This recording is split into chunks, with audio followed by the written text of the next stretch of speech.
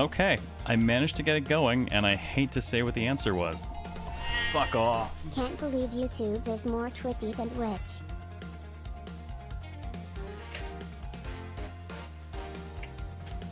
Oh my god, fucking calls. I hate political season around here. It's all spam politics calls. Can't believe YouTube's more twitchy than Twitch. It is, extremely. Apparently.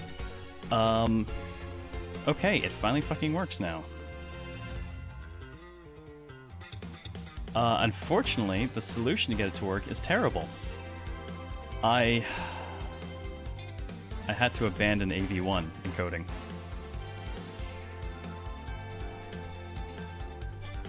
So, for the people who are trying to watch on YouTube, there's the new link.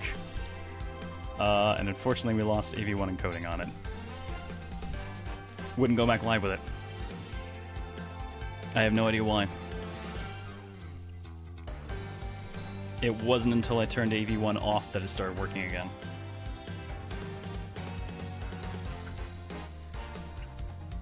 So, who knows? Yeah, it's a really nice bass riff in this. Alright, well now we can actually get on with this. Now that we're working on both sides. Thanks for letting me know that the YouTube had completely imploded. I'll have to do a bunch of editing and I guess kick that up sooner rather than later because this will be a super broken VOD because of it. Oh, within these pages he mentions nothing about a knife. Objection! I'm not sure he would have written everything in his organizer, you know? Wouldn't something of this importance be better left to oral communication? Objection! Unfortunately, that is also impossible, because Detective Bad didn't know about the knife aspect either. I'm never gonna get tired of seeing that animation. Yes, sorry, the music changed.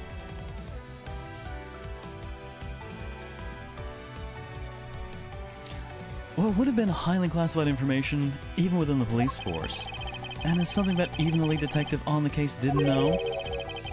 Why would Mr. Faraday have felt the need to share such information with the opposition? Yeah, I guess he wouldn't have much of a reason to. Looks like I gave a pretty lame excuse, huh? How can you laugh at a time like this? She probably just realized the flaw in her logic and is actually in a panic over it. Well, that's not something we need to concern ourselves with.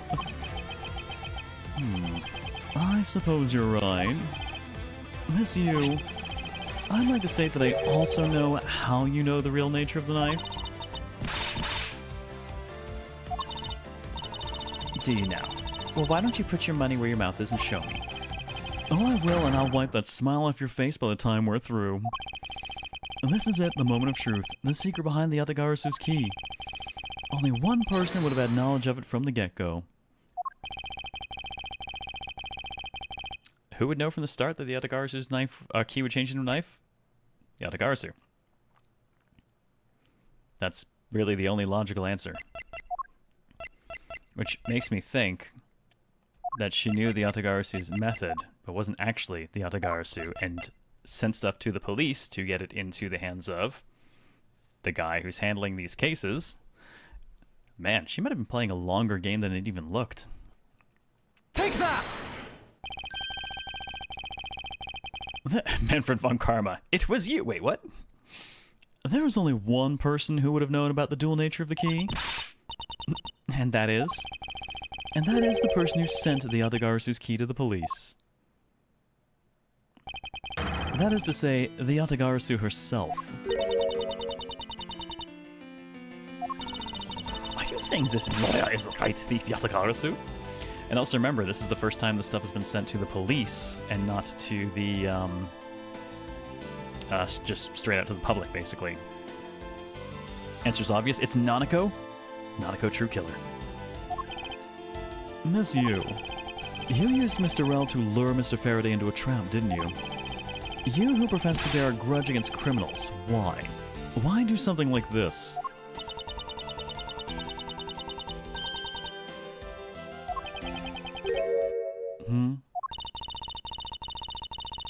Oh, is it meltdown time, or?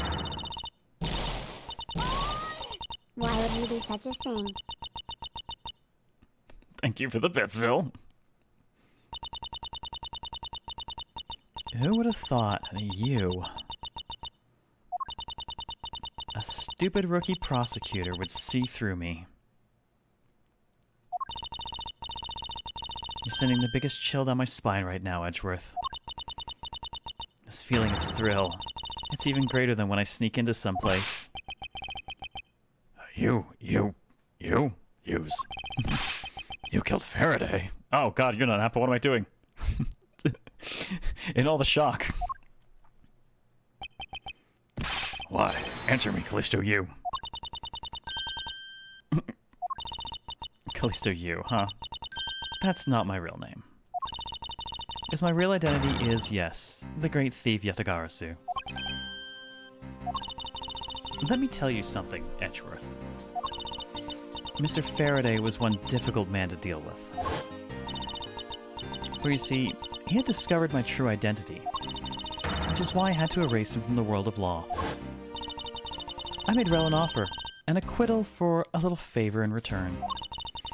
All he had to do was accuse Mr. Faraday of being the Yatagarasu in court.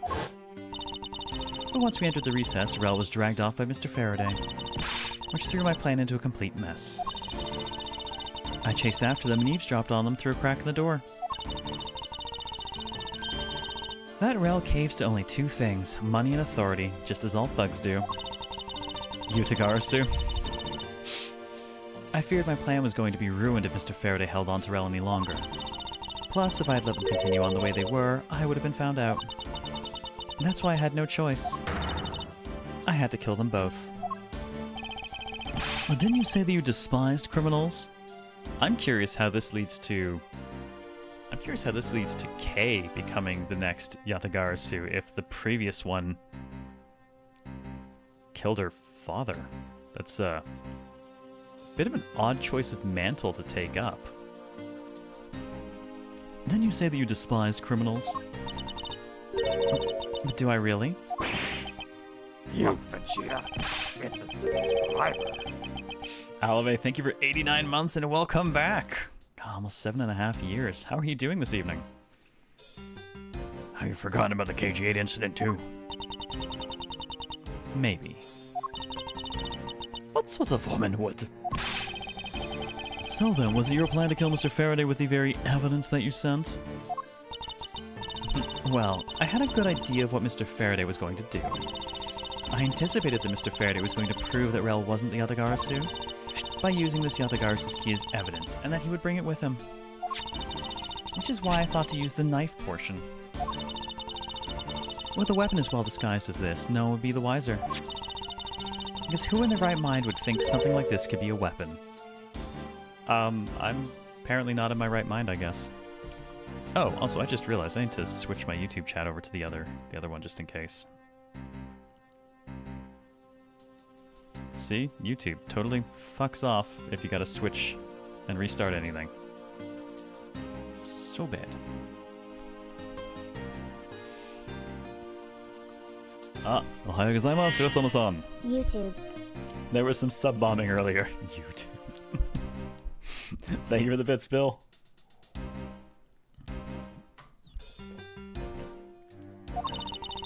I casually entered lobby number 2 on the pretext that I had to talk with Mr. Faraday.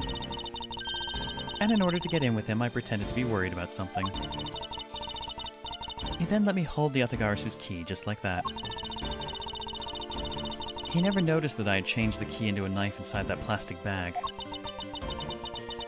And he didn't have the chance to take note of the knife that took his life. How can you kill him? I knew him for a long time, you know? At the very least, I thought to give him a quick and painless death. But if you killed Mr. Faraday first, there was no need for you to kill Mr. Rel as well. I mean, dude was a witness at that point. What are you gonna do? I believe I mentioned why when we were placing Detective Gumshoe under arrest. Something about having accidentally created an eyewitness. And how that led the killer to think about setting them up as though they'd killed each other. Then the trick with the surveillance tape. Yes, I hadn't actually planned to use a gun. The risk was too high that I'd be caught. However, that's when I remembered the existence of that surveillance tape, which is why I had Rel help me set up the crime scene. And after all was said and done, I rewarded him for all his hard work with a bullet. You're a defense attorney, aren't you? How could you betray a client? Client? If you want to talk about who was a client of who's first, it was me. I was the client in the murder of the Cadopian embassy staff member, Dead Man. I forgot about Dead Man. You ordered a hit job. You still haven't figured it out, Mr. Bad? I had Dead Man killed because he was about to give away info about the smuggling ring. Now, who exactly do you think would benefit from such an assassination? It can't be. You're... That's right. I'm a member of the smuggling ring. What? How could this... You don't mean... You're working with Manny Kochin too, do you? Maybe not. Guess you'll never know. Yatagarasu claims to be noble, but you're just another cold-blooded murderer. Maybe she's not the Yatagarasu. I don't think she is. I suspect she sent the stuff because she knew who'd wind up with it, but I have my doubts she's actually the Yatagarasu. She definitely sent the key. That's right, little girl. The Yatagarasu is just another killer. Be quiet, you. Yatagarasu. You can run from the law, but you'll never escape it. So just humbly accept the judgment of this court. You must be joking. In 4, she's not Yatagarasu. Thank you for the vet spill, Natagarasu.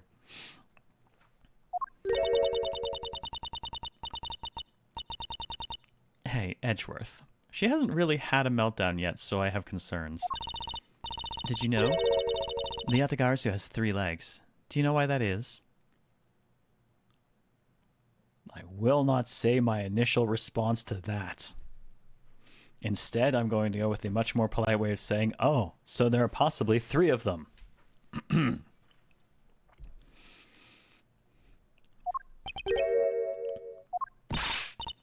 No? Well, let me tell you. It means that the Yatagarasu has more than one razor-sharp way to do her work. Or, oh, good God, or it just means she has a freaking gun. Man, and here I was concerned about giving a knife to the killer to look at, but nope. Nope. But we got bigger concerns. Objection gun. Yes. Say hello to my little friend.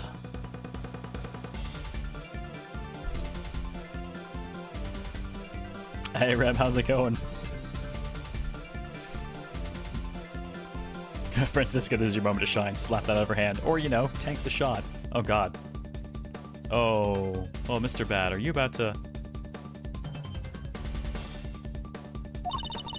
You really are too naive, Edgeworth. Let's hope he's not a bad shot.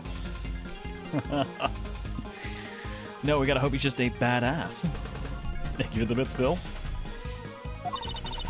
You even handed the Yatagarasu's key right to me without a second thought. Everything may not have gone according to plan, but I'll still gladly take it. You mean the key was your real target? And even after I gave you such great advice, didn't I tell you to always keep a good eye on a criminal? Or you may regret what comes of your negligence? Hanging in there, how goes the court shenanigans with Ace Attorney? It's been fun. This has been an interesting case. Tiny Francisca is horrifying, terrifying, and wonderful at the same time. And unfortunately, the YouTube side blew up earlier, so I'm going to have 2 very split, broken VODs for this that I'm going to have to fix. You 2, get down. Oh, poor Francisca. I can't move. Hey, mister, to your right.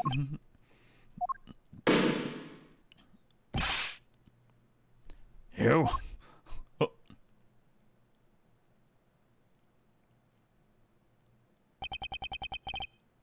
Are you alright, Francisca? I am perfectly fine, Miles.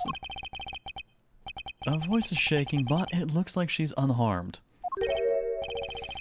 Where did Kay go? Oh dear. I hope that's just another new hole in Mr. Bad's jacket and not in Mr. Bad. That's a gunshot. Or was it a recording of a gunshot? I think we're past that point of the case. September 10th, 7 p.m., District Court, courtroom number 3. Oh! Sorry, but looks like she got away. No good. Hey, Poet, how's it going? Call the precinct. Should have a perimeter set up soon. Detective Bad, are you alright? I heard a gunshot. I'm okay. Just got another hole in my jacket. He may say he's fine, but he looks quite shaken. More importantly, boy, I mean, Mr. Edgeworth, Miss Von Karma. Are you too hurt? Oh no! I must attempt to read. Bigger chat.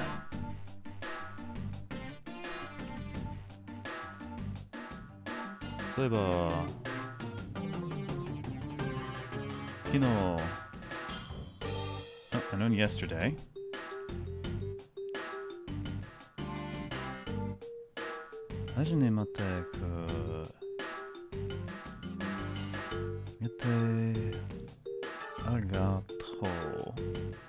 Oh, I only know bits and pieces.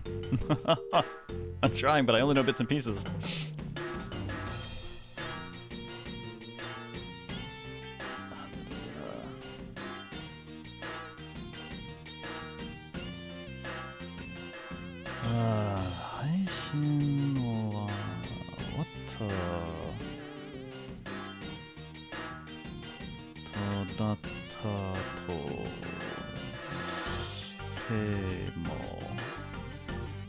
Damn, can read, can't translate. Ah, I have so much practicing to do. Always room for more studying, clearly.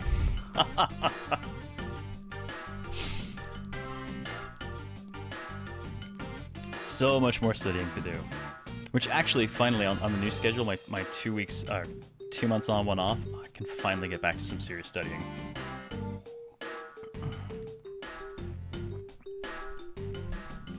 Haishin. Stream. Oh, okay. Hey, oh, I got a new word. Nanchara Kanchara. Waffle, waffle, waffle. Thank you for the bits, Claymore. Hey, welcome back, X-Mask. Sorry, the YouTube side blew up suddenly, and I had to spin up a new one, and it gave me a new URL and everything. Yeah, I'm actually just gonna write that down over here in my Slack, so I remember to add it to my my Anki deck later.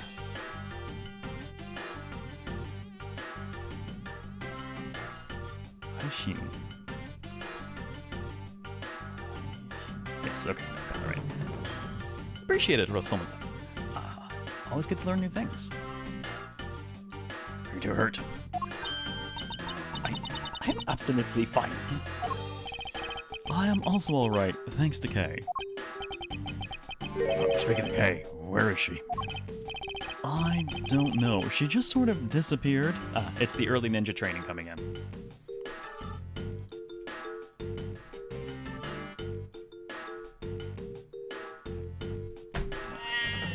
I hope she is okay.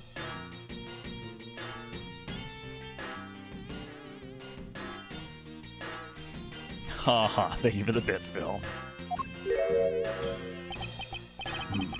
Well, I'll go look for her. Oh, and hey, Detective Gumshoe. Yes, sir. Detective Bad, sir. I'm sorry I doubted you. Don't worry, sir. It's not your fault. Well, I lied to you guys too, after all. Sorry about what happened from Kay. I'm giving testimony is still unforgivable.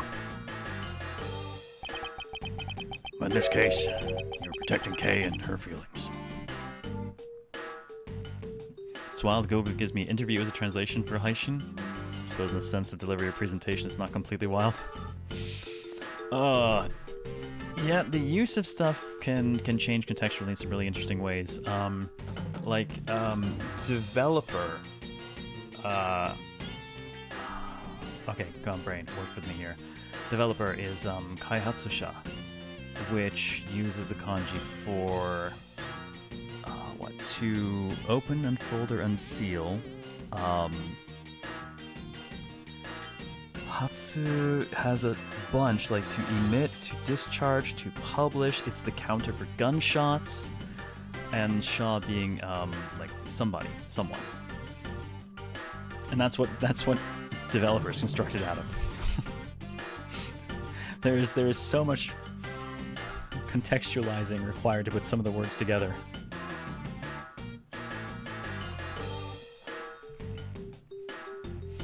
Just knows, why does Bad's jacket look like it's been nailed with shotgun slugs? He has been shot at a number of times.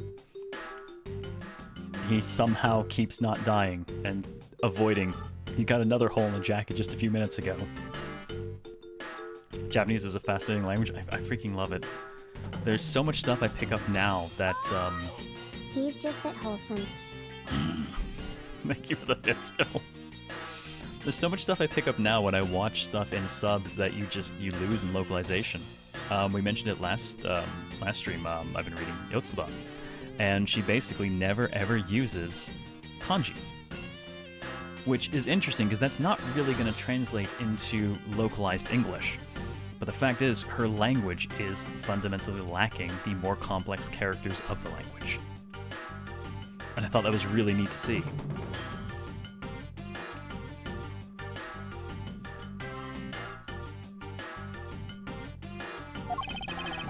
Looks like you just might have what it takes to be a real detective. Look, Vegeta, it's a subscriber. It's a happy gumshoe. Don't you ever lose that detective spirit, okay? You got it, Pops. Vonic, thank you for 87 months and welcome back. Much appreciated. Pops, I watched 120 detective dramas very simply happy. Way to single-handedly destroy the cheery atmosphere with one snarky comment. I should get back to the investigation. I swear, I'll catch you if it's the last thing I do. Not you, but the other you. You know what I mean. Hanging bow, so I have to at least trigger the alert. I appreciate it. Be careful, Detective Bad, and take care. Thanks. Well, I'm off. Maybe we'll run into each other again someday. Gumshoe's such a good dude. Not the brightest, but he's a good dude. Thanks a bunch, pal. Yeah, you're the best. You really did find out the truth behind everything. Yes, well, I'm glad we solved everything before you were taken to prison. Oh. Gumshoe's a bona fide himbo. He is a himbo. Thank you for the bits, Bill. He is kind of a himbo, yeah. I can't believe how much trouble I caused you with my testimony, Detective Gumshoe. Yeah, it was no problem, really. I mean, I lied too, so I didn't help anything. It's really not your fault, Your Honor. Then, even if we didn't have his honest testimony, I think the lawyer would have found another way to get you convicted on her behalf. Yeah, I can't believe I was about to get fired during my first week as a detective. Well, so long as you're not fired, you should work hard, give all you have, and perform your duties well. Or I'll dock your pay. Oh, and one more thing. Kay left a present for you with me. Hey, Chosen Summer, how's it going? How you doing this evening? Ah, she did? No, what is it? What was it that Kay left for me? The proof of their friendship? Wait, proof of their friendship. Wait. This is, okay, that's... Right. Okay, we're supposed to give him the Swiss roll, aren't we? Pretty sure. Take that! Take that! Just throw it. It's so aggressive, I can't help but picture we throw it. Ah, it's a courthouse special Swiss roll! Yeah, can I really have it? surviving, worried about all the stuff for TGS scheduling and whatnot. Oh, I'm sad I couldn't make it to TGS this year. I wanted to. I spent 2 months in the country earlier this year, and like, I really should not be taking another trip already.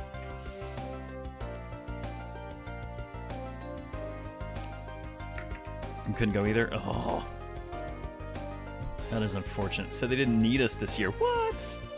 Oh, that's extra sad. Well, I can tell you there's definitely people around here looking forward to Atelier Yumiya. And my new schedule means it's going to come out while I'm on my off month. But that means it'll have to be the first thing I hit on in April as my return month. Can I really have it? Yeah, I'm taking March, June, September, not this September obviously, and December's off in future. Gonna try a seasonal approach to content instead, so that I can actually flame out but not burn out. Yumi's getting pretty good reaction. Fairy Tail 2 can be better. That's a shame. When I played it with the first one, seemed pretty solid.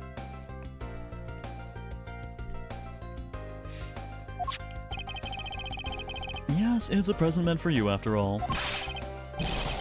Timing though for announcements for kind of more traditional turn-based RPG is a bit rough when you consider, like, as far as turn-based RPGing goes, Metaphor is just gonna eat all of the freaking press bandwidth for a bit coming up here. Ah, thanks a bunch. You have no idea how happy this makes me, pal. I'm gonna eat this right now. Sure, go ahead. Just, don't make a mess, please. Swiss Roll, Detective Gumshoe, and Kay bought together. While the one Kay saved never reached her father, it would appear that her sentiments have touched the heart of this detective. Once again, the conservative Swiss roll heavy portfolio pays off for the hungry investor. Thank you for the bits, Soul Survivor. Oh, man.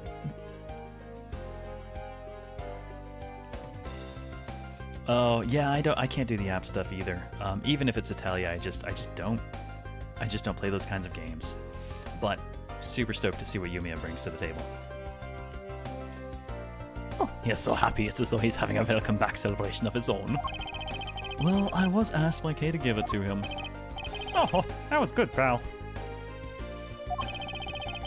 I can't believe I got to eat 2 of these delicious things in one day.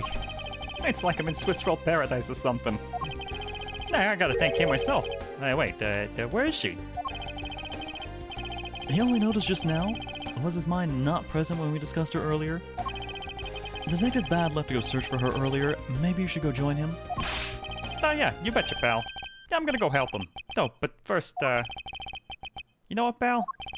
Actually, I guess I shouldn't be so rude to you anymore, huh? I'm gonna stick right by your side from now on, Mr. Edgeworth, sir. Oh no. I sense nothing but a most troublesome relationship from that ominous statement.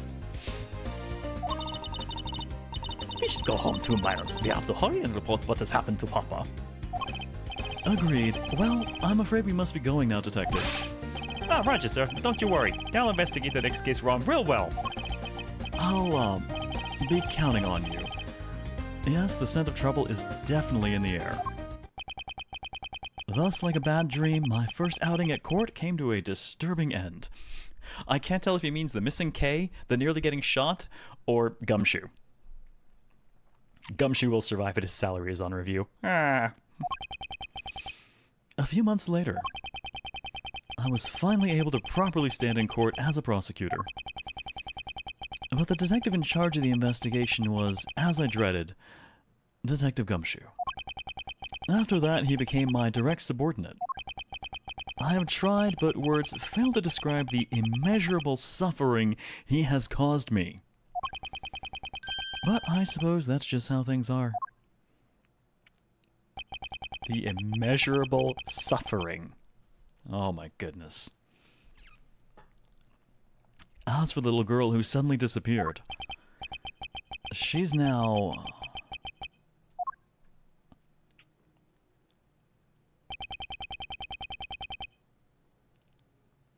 Okay, you know what? I'm actually super happy we got that interlude case because that just gives so much more context for her.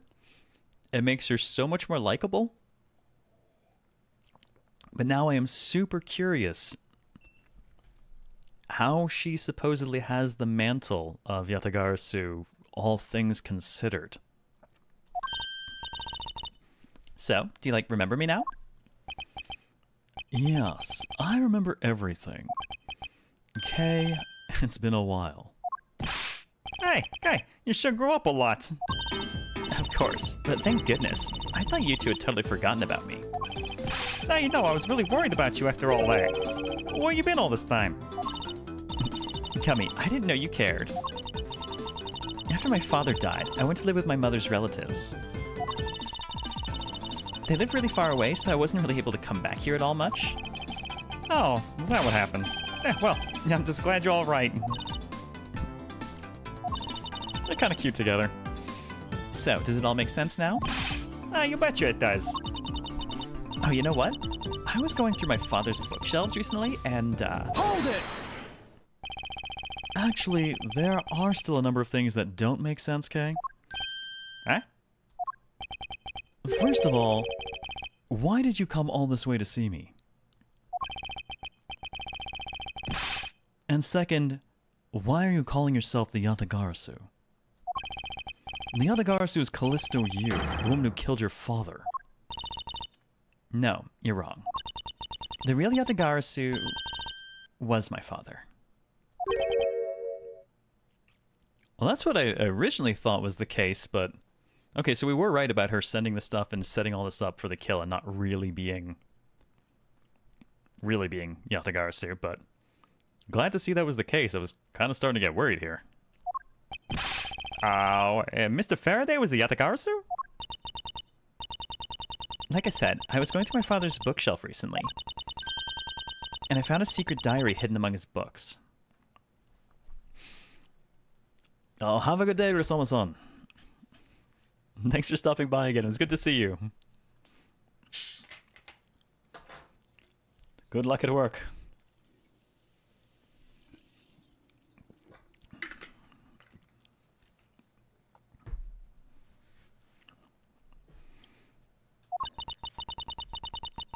I have no regrets in choosing to walk the path of the Yatagarasu. That was written in his diary, and that's how I know for sure. Well, that's impossible. What's with that look? You don't believe me? Oh, I appreciate it, Mama Cat. Have a safe drive home. Finds a hidden diary and becomes a ninja. I find a hidden diary and all I got was syphilis. Oh, that's what you get for being in Darkest Dungeon.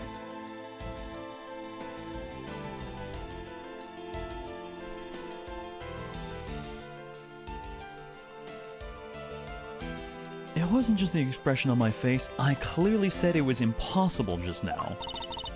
Alright then, how do you explain this? It's a way of disarming any security system of the user's choosing. Yep, that's Little Thief. Truth be told, this is the Yatagarasu's greatest secret. And this little gizmo was used by my father. Oh, wow. Mr. Faraday wasn't just a great prosecutor. He was really a great thief, huh? Yeah, my father worked really hard to steal the truth. But he was killed. And the Yatagarasu was no more. But despite that, the Yatagarasu had been spotted again recently. Someone other than you? Here, Mr. Edgeworth. Aw, cute animations. Take a look at this article. Yatagarasu sends cards to embassy. The Yatagarasu sent the embassy a calling card? Yeah, meaning this person's a fake.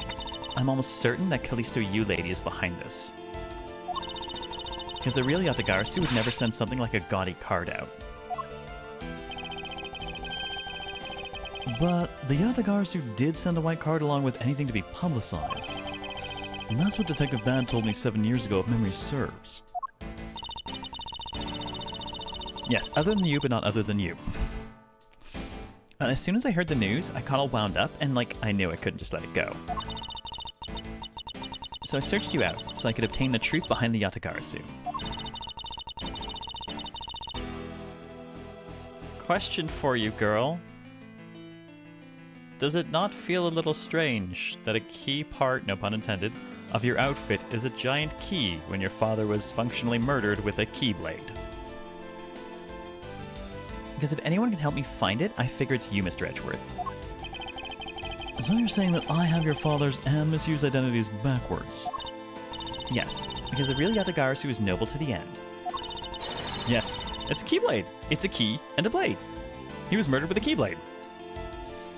And I want to revive the real noble Yatagarasu. If I don't, my father will never be able to rest in peace. Okay. Okay, oh, you're so honorable. I don't care what anyone else thinks. I'll always be here to cheer you on, pal. Even if you are honorable, a thief is a thief. And if you're plotting to commit a crime, then I'm afraid I cannot be complicit. No, Mr. Edgeworth. Oh, you guys are not making it easy for me. Who am I supposed to support now? Disney lawyers tuning in and taking notes. Oh shit. I'm sorry. Mr. Edgeworth, what I want from you is not to steal something. What I want is the arrest of that evil woman. That evil woman? You mean Callisto Yu? I think it's too hard for me to catch her all by myself. But I thought that since you were able to expose her for who she is, then maybe. Please, Mr. Edgeworth, won't you help me? Her JP name is Ichijo Mikumo, with it being the characters for Beautiful and Cloud. Oh, nice. Hey, Newton, how's it going? Investigation's going well. I think this is, well, I think we finished the 4th case, and this is just kind of the epilogue. Come to think of it, I do believe I owe you. Huh? Owe me for what? When Miss Yu made her escape, it was you who saved my life. Not Miss Yu, but you. Furthermore, you helped me with the investigation today. I am not so rude as to leave favors unrepaid. Then you mean? Yes. That case has been weighing down my soul ever since that fateful day. Perhaps the time has come to settle things once and for all. Doing good, enjoying the demo for Metaphor? Really sold you on the game? Nice! I will probably leave... I probably won't touch the demo because I already know I'm going to play the game, so I'll just stream it and we'll... I'm expecting we're just going to stream the whole game, so we'll kind of just see how that first day goes. I suppose I could always start the demo before the game's out and adjust schedule accordingly. How much demo is there? If you don't intend to sully your hands in a crime, then I believe I can help you. Mr. Edgeworth, thank you. Mr. Edgeworth, sorry, isn't that great, Kay? And I don't have to think anymore. Yeah, it sure is gummy. Don't think I know what Metaphor is? Metaphor Refantasia is the full name, if I recall. Metaphor is basically... So, a number of years back, Atlas spun up a new studio called Studio Zero. Yes, I took note of that for reasons. And a number of key people were assigned to work a project there.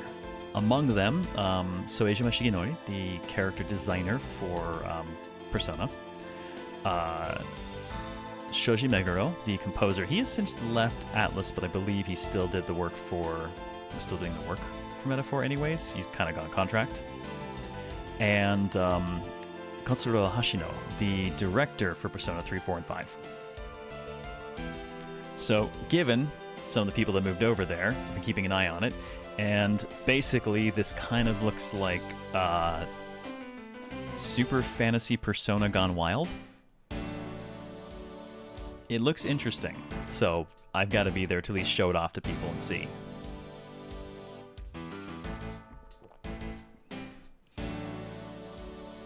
Even though he had completely forgotten about her until just now.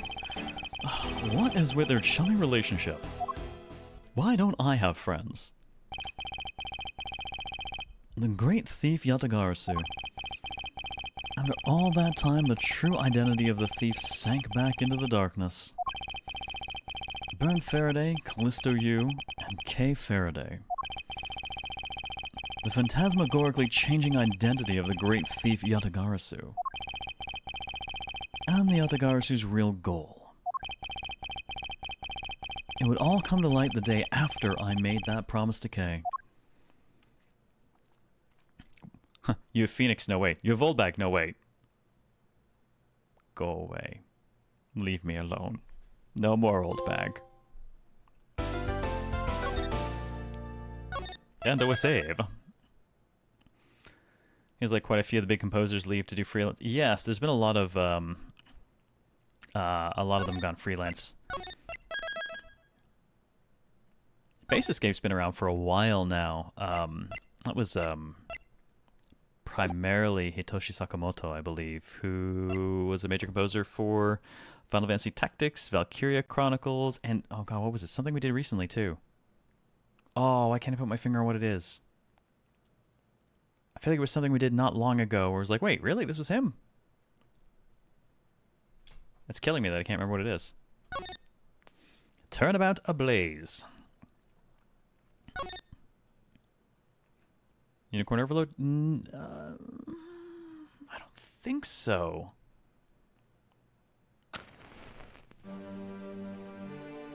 It's long. That's what I've gathered. 2 cards, one of the Black Raven and one of the White Raven. A country torn in 2. One to the west and one to the east. When those which are split are made whole again,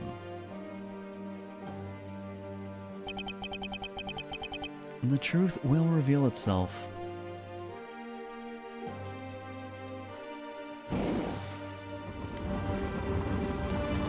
But in the meantime, we'll just burn everything down. It's the Yatagarsu! The Yatagarsu's here!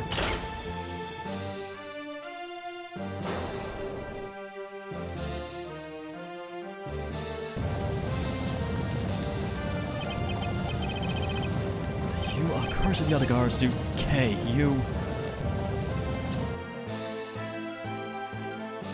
8 hours earlier. Arson, yay! March 14th, 10:17 a.m. High Prosecutor's Office, room 1202. I'm enjoying my tea. It's so nice, almost dreamlike, to finally have the chance to relax and sip some tea. I hear that, buddy. I made tea for tonight, too.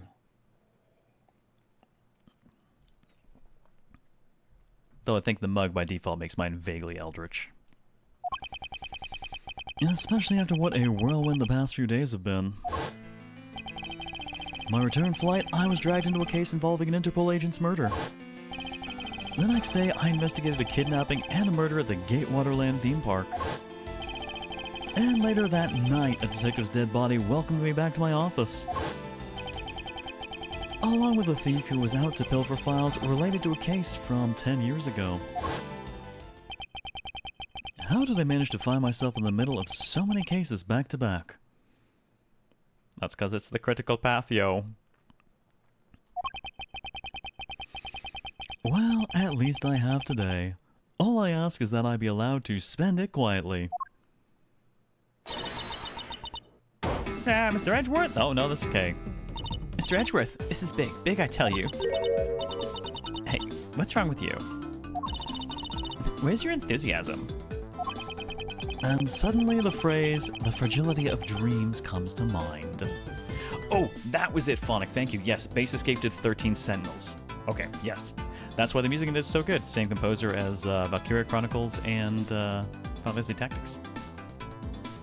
God, amazed I couldn't remember what it was I was playing.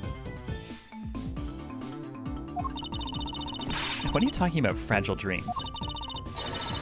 Come on, let's go. The fake Yatagarsu isn't going to just find herself, you know? Well, if you must know, it's possible that I was paid a visit last night by your fake. Say what?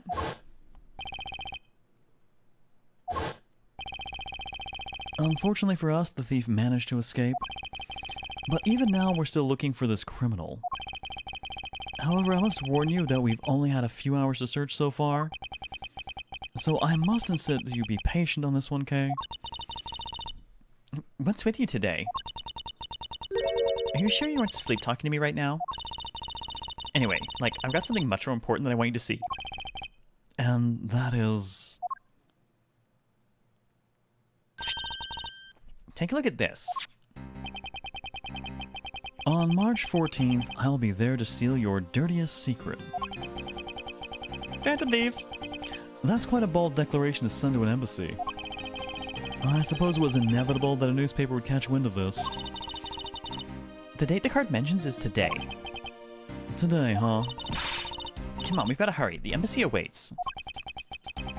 I suppose it is quite an urgent matter. However, do you know which country's embassy we should be investigating? Well, it's some really special country, and I'm actually really fuzzy on the details. But never mind that. Where's all your energy? Why are you so lackadaisical today? I'm not, Kay. You're just too wound up. Well, then you should get too wound up too. Because this just might be our chance to catch that woman. You mean Miss Yu? The woman who killed Kay's father burned Faraday 7 years ago.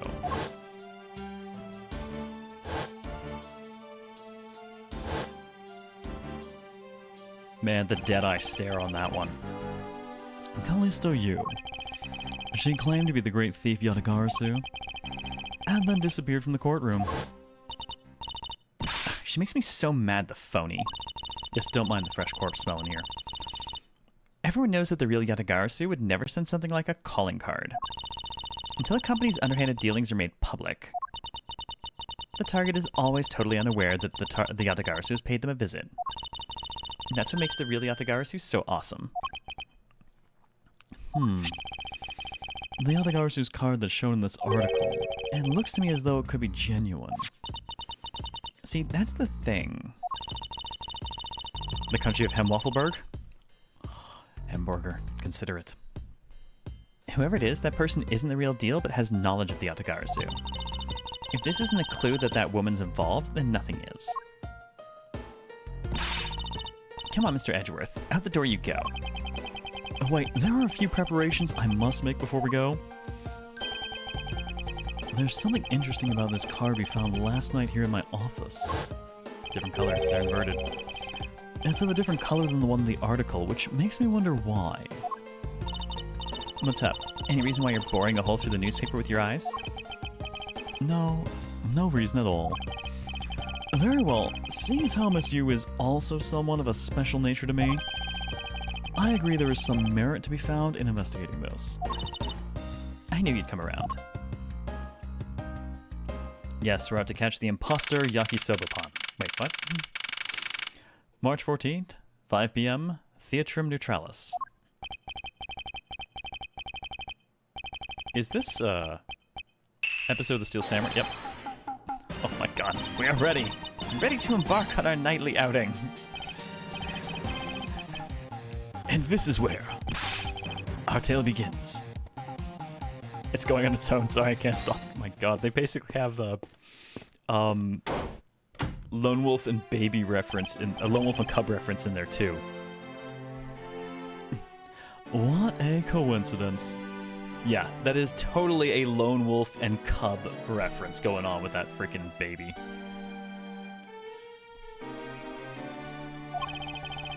Who would have thought that a Steel Samurai stage show would ever be held at such an elegant theater inside a foreign embassy? Yeah, the climax is really awesome. Steel Samurai, Sushi Slash. I got chills down my spine when he pulled that move out. I suppose it really is more impactful to watch a show in person than on television. I have to say though, this embassy is set up kind of funny. I mean, they have two countries sharing the same building. Huh. Interesting. Well, as you said yourself, this place and the countries it houses are very special. Even this theater is special in that it is a neutral zone shared by the two countries. So let me get this straight. The Steel Samurai show just now is being sponsored by one of the two countries. The one that's called the Kingdom of Alabast, right? I'm going to be staring at that so hard to see if it's an anagram or something. I guess backwards would be Tashabala. Yes, it would appear that the Steel Samurai is very popular in that country as well. Seems that way. You know who I'm really into? The Jammin' Ninja. The Republic of Bobble is sponsoring a Jammin' Ninja stage show. Alabast and Bobble, huh? That's something for fangirls like me. We totally got to see that too, Mr. Edgeworth. The Jammin' Ninja show is going to kick the Steel Samurai show's rear end. You know, ever since I first met this girl, I have always had this inkling that what she really wants to be is not a thief, but rather a ninja. You think? So anyway, about today's event. What's it called again? The Kingdom of Alabast versus the Republic of Bobble Goodwill Jubilee. Uh-huh. Okay. That's all right. That's long. The small European countries of the Kingdom of Alabast and the Republic of Bobble. These two countries used to be a single entity that was abundant with nature, and it was called the Principality of Codopia. You start saying principality, and my brain goes to of Gallia.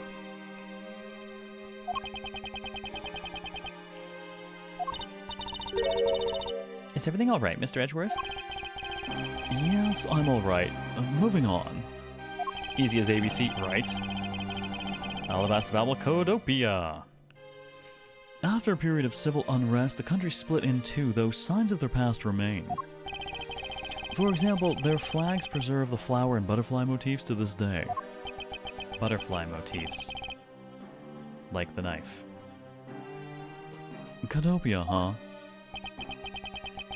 The KG-8 incident and what was referred to as the second KG-8 incident, in which an embassy staff member was murdered.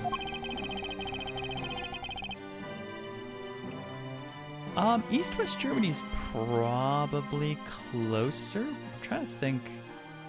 Or actually, maybe former Czechoslovakia? Because that was a country, and then it became the Czech Republic and Slovakia, right? So that's the closest thing I can think of offhand. Not that I'm necessarily up on my geography. I mean,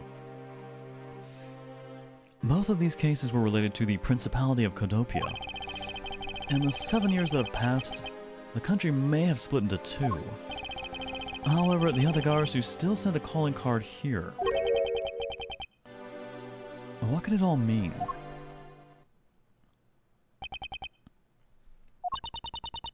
Mr. Edgeworth, I know you're thinking about something. Oh, excuse me, what were we talking about again? If you could please stop spacing out on me. Anyway, we were talking about the Alabast versus Bobble Goodwill Jubilee. The two countries have had a pretty bad relationship with each other, but supposedly they've been trying really hard to make up recently. That's why they decided to hold this event. If that's the case, then why the versus? That was my thought too. Also, both countries claim to own the real Prima Dex statue, a national treasure to both. They're planning to have them publicly evaluated today to see which one's the real deal. What, you argue over statue? You both think you own it? Alright, we'll take the Black Whirlwind approach. I cut it in half. You each get half.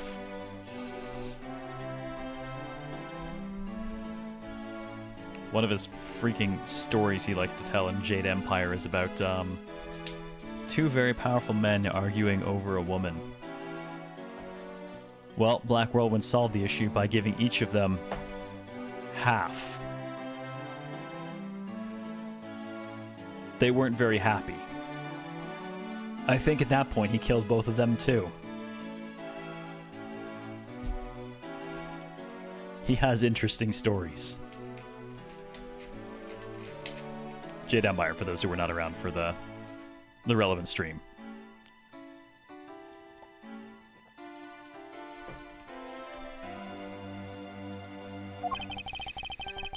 Okay, need I remind you to take care and not succumb to your thieving desires? No suffering goal. We're good. I've suffered enough. We're already doing Hildebrand, and I have to freaking release the Garomi Night Trap VOD from the freaking dungeon.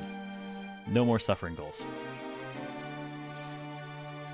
Though I guess we are in the last bit of September or whatever. Or whatever, I should think of something. Haven't I suffered enough? Well, when it comes to treasure, I can't help myself. You know that. Need a suffering goal every season? I mean, it would give me the pre-production period of the next season to prepare for it.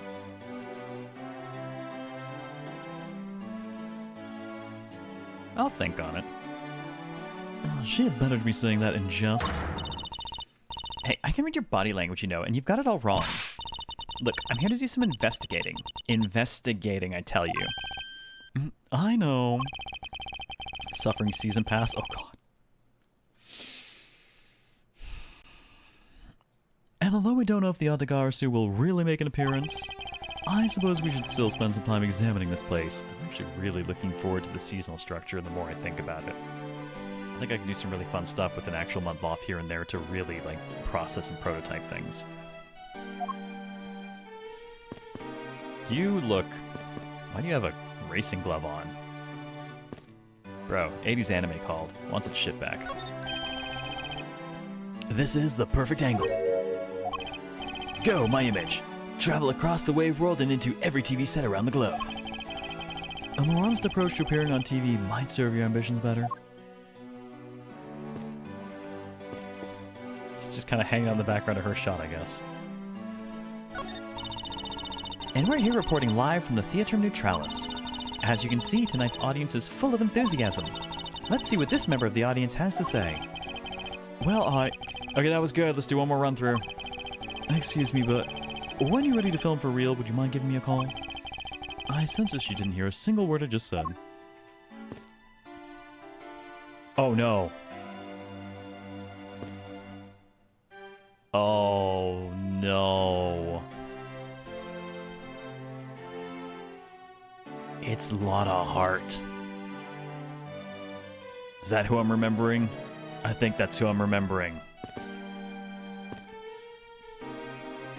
We haven't used her voice, thankfully. And it's a good thing, too, we hadn't used her voice, because that means it's completely available for her to use, and I forgot what we had, but then I've got my old voice list here, and apparently we rednecked her, so... Where in tarnation are they? Come on, Big Scoop. Hey, mister, out of the way. Yeah, I'm talking to you. I seem to remember this woman from somewhere. Yeah, my instincts are directing me not to engage in conversation with her. Perhaps it would be best if I left her alone. I do kind of like the little nods they're doing. It's pronounced UFO. I see you there, BB guy. Thank you for your sacrifice. Cherthulu is sated for the time being.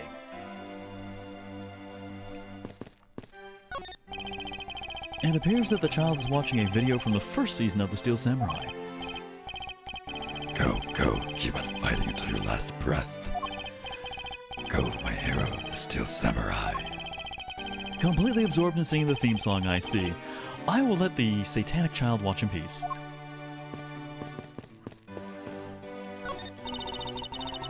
You know, I've seen these shows, a lot of these shows a bunch, but today's show was like they went for a complete comedy, you know what I mean? Yeah, and that last move, the Steel Samurai Sushi Slash, I couldn't help but laugh. I know, right? And that Pink Princess's movements were really stiff, and in the middle of the show, I could swear that I heard her hip crack. Oh, I know, I totally thought that too. The Pink Princess has a bad hip, seriously? Just like, what were they thinking, you know? I suppose there's no graceful way to enter this conversation, so I will not.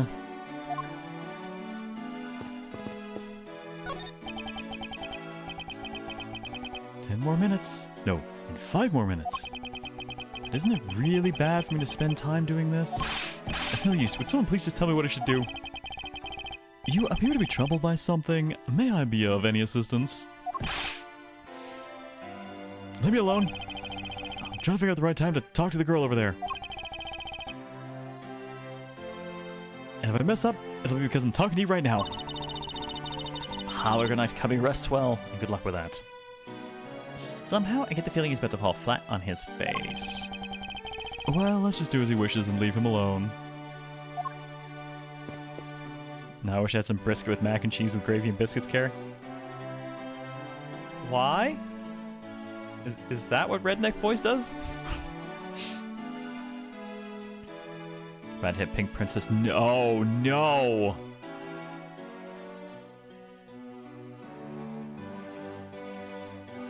Oh, fuck. Let's avoid the stage show. Is there something I can help you with? I was wondering what's beyond these doors. It's the Alabastian Embassy. Now, unless you have some business with the embassy. I suppose I can't really claim to have business with the embassy right now. Well, you don't have to be so rude about it, Mr. Guard.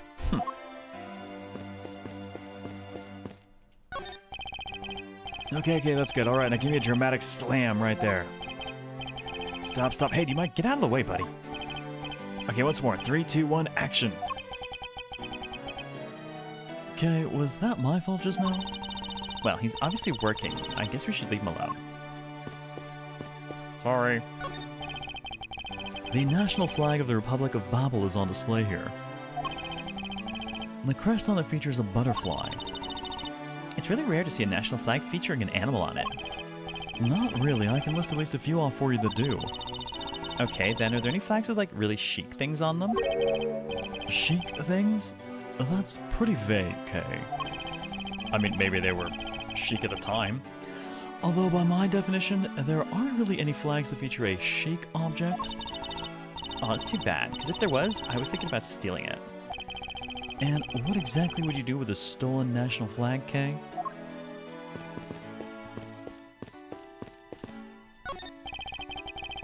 The national flag of the Kingdom of Alabast is on display here. The crest on it features a flower. Flowers and butterflies are kind of like rare motifs for flags, don't you think? Well, when they used to be Cadopia, the government used to take pride in its land. The citizens also love the rich, bountiful nature all around them, thus the design. Yes, the flag with a Gucci bag, exactly. Hey, if the Steel Samurai got popular enough, do you think they'd put him on their flag? Are you in your right mind, Kay? Or maybe the Jammin' Ninja would make a better candidate. Don't make me laugh. Only the Steel Samurai deserves such an honor. I guess we've got some skin in the game after all. There are pamphlets about the two embassies here on this table. It still looks weird to me. This is totally going to be a thing, isn't it? Oh, Edgeworth's a big fan of the Steel Samurai. Closet fan, for the most part.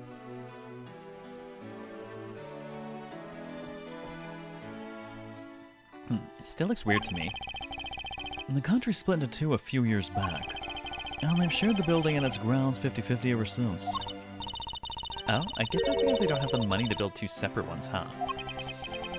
I should think that's not the reason why, Kay. I suppose I'll just help myself to one of these. Uh-huh. Two countries share this building with borders. What is all the hubbub? Hey, look. It's the Steel Samurai. And he's got his son, the Iron Infant with him. The Iron Infant. Do they have another name prepared for the kid when he grows up? Or is this going to be a Kid Rock situation where the kid's just going to get older and older? Is going to be like 60 years old, look like strapped leather, and just be like, I'm the Iron Infant.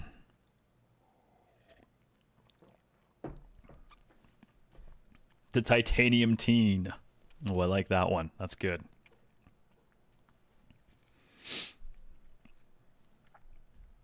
Imply the kid ever grows up. Fair. The Copper Child.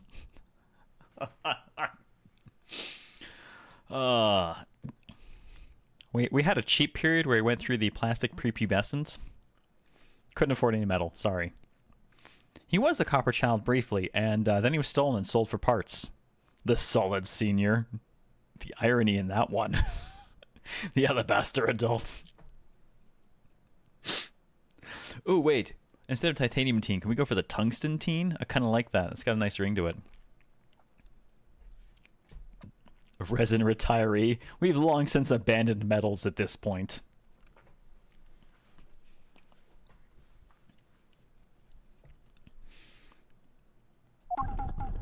The Cobalt Crone. No. Crone implies woman. If the Iron Infant is a son, it's the Cobalt Codger. Platinum Pensioner.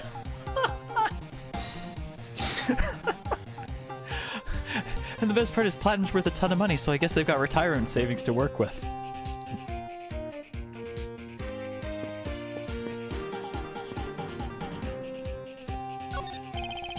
May I speak with you for a second? It's the Steel Samurai. I don't recall... I have no idea what voice we gave the original Steel Samurai, or the... Wait, no. I mean, the person who's playing him was dead at the time, I think. So... probably not really a voice. Well, that's okay. He's not speaking to me anyways. Stare down. Powers of Shakespeare. Is that who took over? Is that the actor? Isn't it the grandma? No. The old lady then was Oldback. Hey, Selig, how's it going? No. Grossberg was his own person. Mr. Edgeworth, what are you glaring at him for?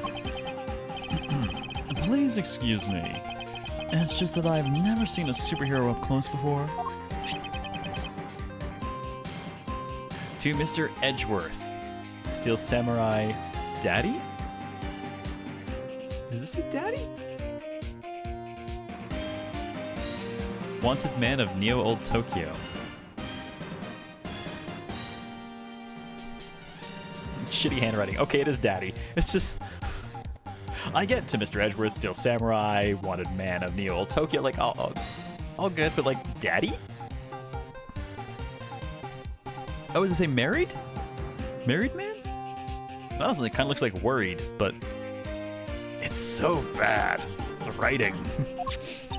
It looks like he's written something down for you. To Edgeworth from Steel Samurai Daddy. Okay, married man of Neo Old Tokyo. Daddy. Oh, an autograph. Pretty cool that you got one, huh, Mr. Edgeworth? I am so gonna lord this over, Phoenix. Autograph with a sketch of his face and weapon.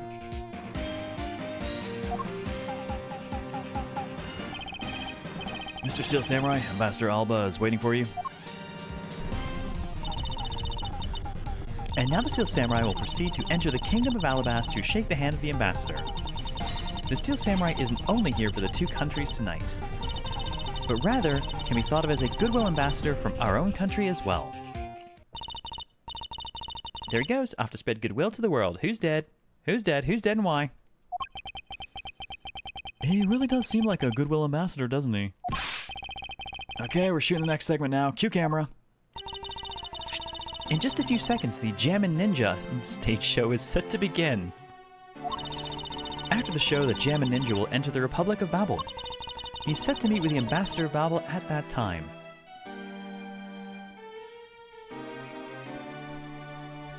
The Corroded Codger. Nice. The Senile Senior. What?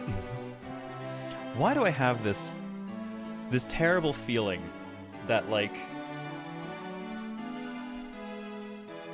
I have this terrible feeling that both of our goodwill ambassadors are about to go murder some people.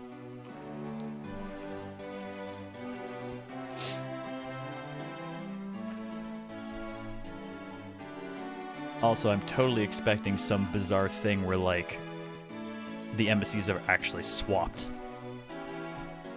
That or both are already dead, and I've got to... In that case, I've got to get both of them off the hook. It already weirds me out that, well, no, I'll sit on that. The Steel Samurai will kill the evil magistrate. God damn it! Not now! What are you doing? The Jammin' Ninja show is about to start. We gotta get back to our seats. Regrettably, I don't have much of an interest in ninjas. Well, this show will change your mind. Come on, we have to hurry. If If we miss even a second of the Jammin' Ninja's awesome playing, I'll never forgive you. Oh my good... What? Is he a Disney princess? I suppose you're not about to give me much of a choice here, are you, Kay?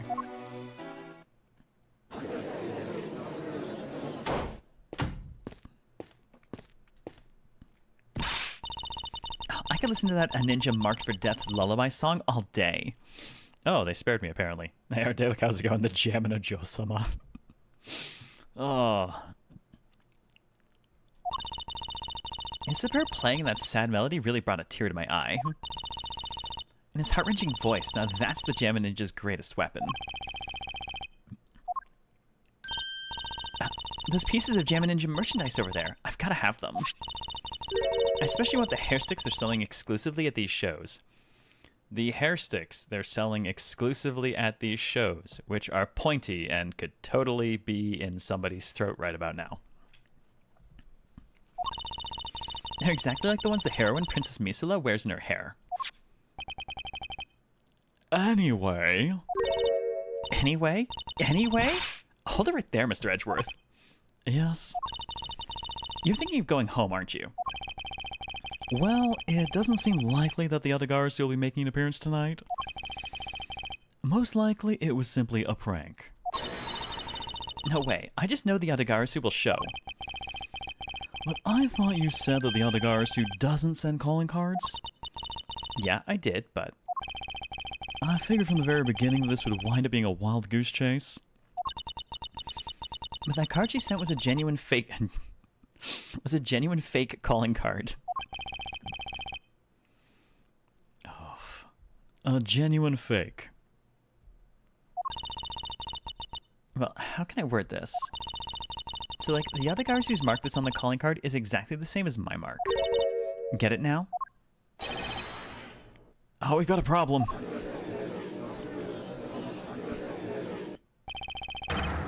The Yadagarasu has been spotted in Alabast. What? You hear that, Mr. Edgeworth? Ha, so you finally decided to show yourself, you phony. Hey, what gives? I'm sorry, but I'll need to search you before you may enter. What the? Hey, the Steel Samurai just waltzed straight on through without one. If you don't hurry up and let me through, my phony's going to escape. Okay, a country's embassy is considered to be a part of the country itself. And if you don't go through the proper procedures to enter the country... Mr. Edgeworth, I'm going to enter through Babel and climb over the wall into Alabast. Hold it! You tell the prosecutor straight out that you intend to illegally enter another... Okay, are you listening to me? Okay, Faraday. Oh God, that's right. Okay, Faraday, and I'm coming through. Yes, and welcome! Someone stop her, anyone?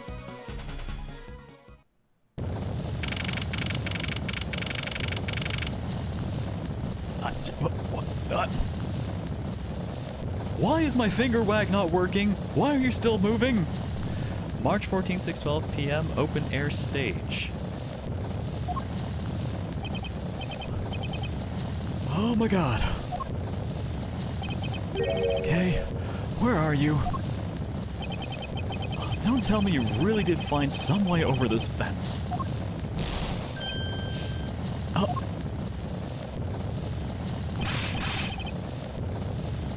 fire. This is too big for us to handle. Looks like the Adagarasu came to Babel too. You accursed Yadagarasu. Okay, you had better be alright wherever you are. Okay, such an amazing foil to Edgeworth. Oh no. Okay, first things I see. Looks like probably dead Manny Kochin. I see Sheena, so I guess we're going to have to bust out the bigger Russian voice. And, well, whose cowboy fringe jacket got cooked? March 14th, 6:45 p.m. Babali's Embassy, Secretariat's Office.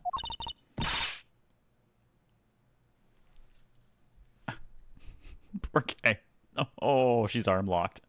I told you it wasn't me. Hold it! Oh my god, we're back again. Hey, Mama Cat, did you miss the plot? No, I think we're just getting to who died. Though we did get the Steel Samurai's autograph earlier, assuming it was actually him, given that he never spoke, was totally in disguise, got to walk right into the embassy, and I'm pretty sure that autograph is going to be proven to be fake. So, you know. Okay, are you alright? Do I look alright to you? Like, can you do something about this woman? Ah, Mr. Edgeworth. Detective Gumshoe, what is the meaning of this? Well, sir, it's this. Oh, look, a key. In his pocket. He's... It wasn't me. He was already dead when I ran in here, hot on the heels of the fake Yatagarasu. Look, I only came in here because I saw a suspicious person at the open-air stage. A suspicious person? A long black coat and a hood over their head. I dare you to tell me that's not suspicious. When I saw the person, I immediately thought that they must be the fake Yatagarasu. Right, Epic Pikachu? A body has been discovered! God knows there's enough of us in here to trigger that. So I chased after them into the embassy, then into here, and then lost sight of them. But I just know that person is the one who did it. What are you so worked up over? Is no reason for you to be so left. Correct me if I'm wrong, but you're Agent Lang's secretary? Sheena, I believe your name is, correct? Really? We're gonna just assume she's a secretary? I mean... And if you were making an arrest, I assume you have evidence that it was Kay who committed the crime, is that also correct? You refuse to answer?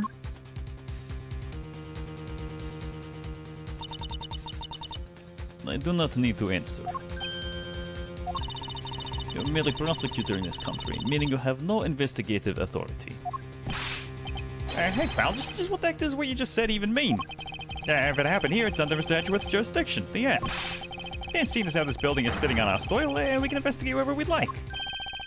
Unfortunately, Detective, embassies are a different matter.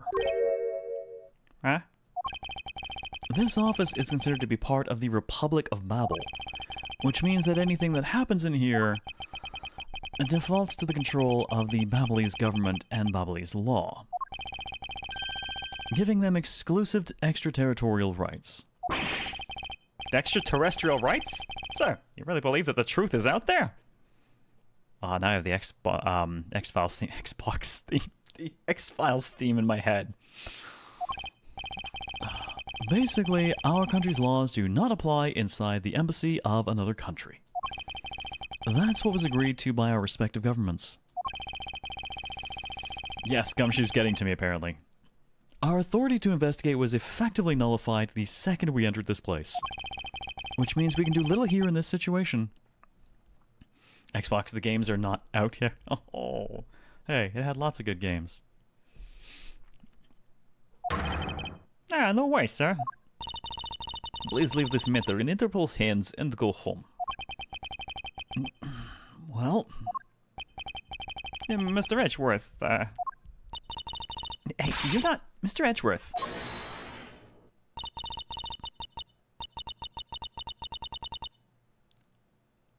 Is this Lang? I feel like it's gonna be Lang. I'm gonna guess it Lang. If I'm wrong, we'll just have to change the voice. In that case, allow me to join your investigation. Nope, it's... Oh god, who are you?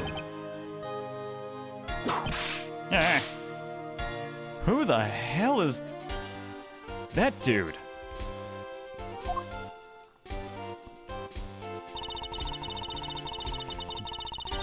Ah, okay. So there we go. He's an ambassador. So, okay, Franziska's back. Ambassador Palino, I truly appreciate you allowing me to join the investigation. Oh, yeah, because we totally trust anyone who makes that hand motion. It's like the go-to body language in Japanese games for sketchy merchant. Creepy old man. Shall we? Shall we, creepy old man, Mr. Palino?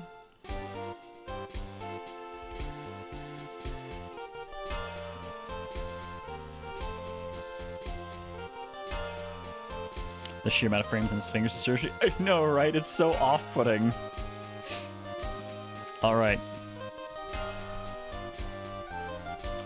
No, the closest thing we use for Sleazy Merchant is VIP, and that's already in use by Edgeworth himself. The Dawn... we've used the Dawn, but I think, given this dude's face, I think this voice will do him best. Oh, it's really nothing. Manny was my secretariat, so of course I want to help you as much as I can. In fact, it's a blessing that Interpol agents were able to make it so quickly. Francisco? Well, I never imagined I'd meet you here of all places. As this is an embassy, meaning you have no authority to conduct. Hold it! Already? What is it? Ambassador Poleno. And you are...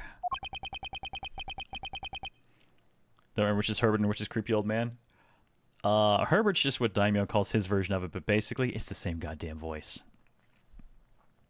I'm Miles Edgeworth, public prosecutor. I ask that you please allow me to investigate this case as Miss Von Karma's assistant. Assistant? Miles, what the heck do you think you're... Please, I implore you, Ambassador Poleno. Oh, very well. I'll be counting on the two of you, Miss Von Karma and Mr. Edgeworth. What did you mean by you'll be Miss Von Karma's assistant? I don't exactly have a choice, do I, Detective? If I don't become Francisca's assistant, I can't participate in the investigation. There you go again, running at the mouth with that aloof expression on your face. Francisca, please. I do not know what you're planning quite yet. But at least I do know one thing. That you are now my subordinate.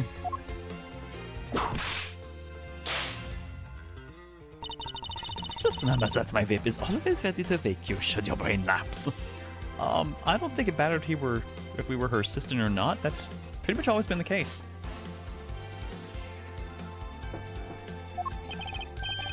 Of course, I will keep that in mind. If you're done playing games. Right, let's begin the investigation. Bubbly's Embassy Secretariat's Office. By the way, Detective, I suppose it's a bit late to be asking, but why are you here? Ah, well, that's better late than never, I guess, sir. I was placed on guard duty for the Bubbly's Embassy today.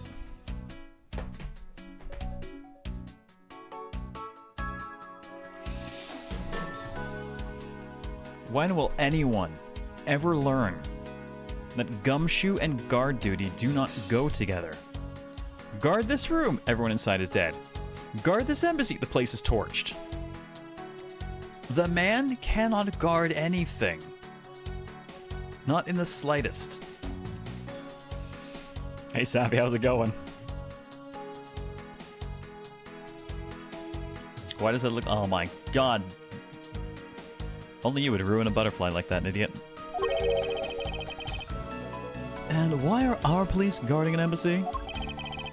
Yeah, well, I counted the guard they got from the guard, sir. Yeah, they called us up and asked for our help, sir. Yeah, because we've been searching for the other guards for these, past 7 years. And it was a more or less mutually beneficial arrangement, if you ask me. Except for how mutually unbeneficial this has all turned out to be, I suppose. It looks like you failed to competently perform your guard duty yet again. Look forward to your next salary negotiation, although it's out of my hands. No, but sir, if it gets cut anymore, I won't be able to buy even instant noodles anymore. Yes, it's a butter...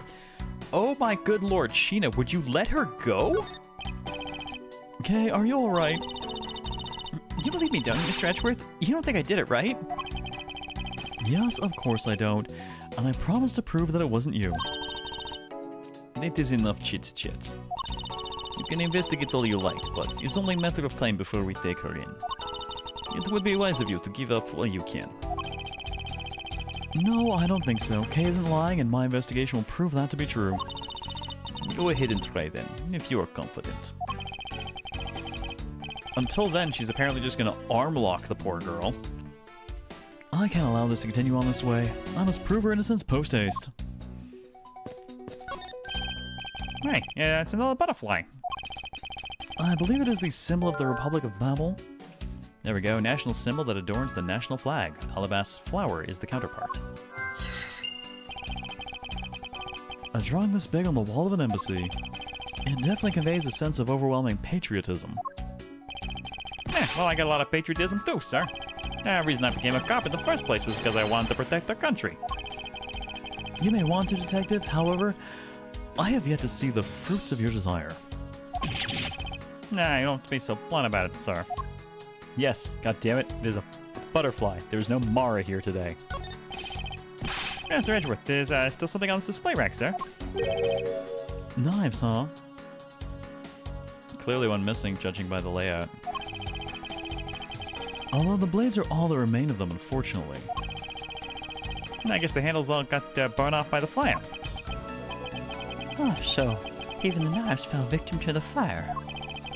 Ambassador Plano, are these knives yours? Why, yes, they are. They're a special set of ornamental knives featuring the national symbol of Babel. These butterfly-themed knives, along with Alabaster's own set of knives, are comprised of... No. Comprised of is incorrect grammar. You can be composed of, or you can comprise. You cannot be comprised of. composed of 3 knives each. But, I can't believe the Barbalese ones have been reduced to this state. Ornamental knives, huh?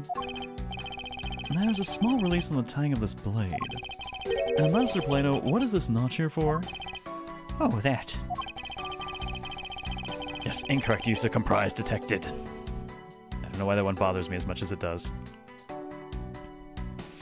It's a feature of these knives when you can freely exchange the handles on them.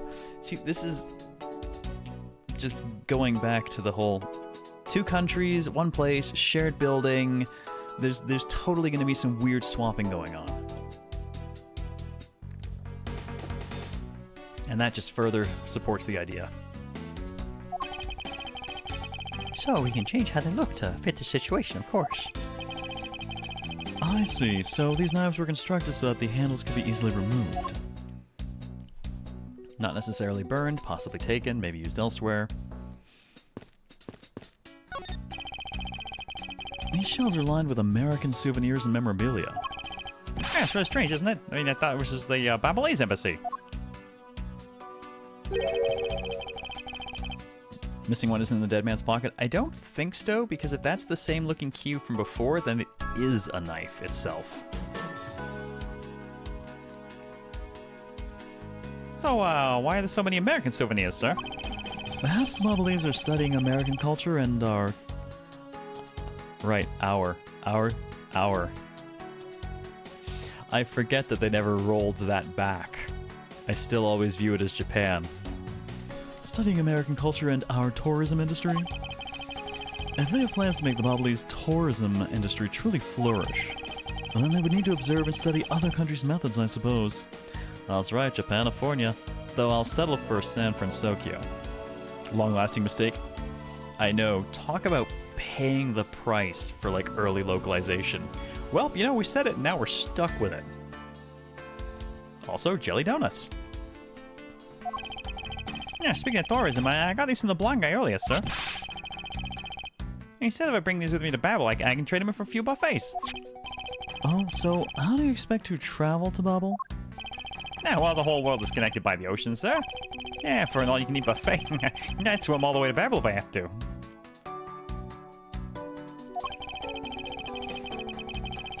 Can a few simple coupons really motivate people to do such fantastic things? Well, I mean, cut his pay so that he can't even afford the instant noodles, and we'll find out.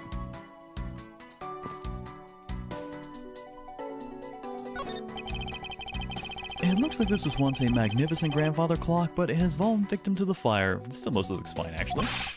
Hey, Mr. Edgeworth, is it okay for me to talk about the clocks in my house, sir? If they're unrelated to the case, I hope you will refrain from sharing, but... Yeah, well, there's this one clock that I made by myself, but the timer on it manages to auto... That's quite enough, Detective. Ah. There's still some burnt objects scattered on the floor. Well, burnt things get burnt, and then they become burnt things, you know? No, because there's no way to prove that the burnt thing started out as a burnt thing. Well, was it a burnt thing or was it not? I have no idea what's what anymore, sir. Yes, I suppose it's a bit hard for someone with a burnt-out light bulb to comprehend. Gumshoe made clock by himself. Did he learn from butts? God, I hope not. The ceiling fan must have fallen from the ceiling. Ceiling fan? What does one of those do? Exactly what it sounds like it does. It is a fan that is installed on one's ceiling. I'm starting to wonder if Gumshoe has ceilings? Do you live in a box?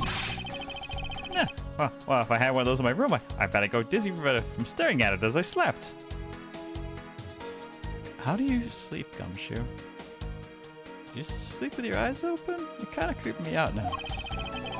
Detective Gumshoe, in the real world, we close our eyes when we sleep. I'm suddenly reminded of the page from 30 Rock, Kenneth, and his conversation about how, I don't have a bed. When the sun goes down, I just sit in the waiting chair for when the sun comes back up, and I go back to work. That dude got so creepy as that show went on.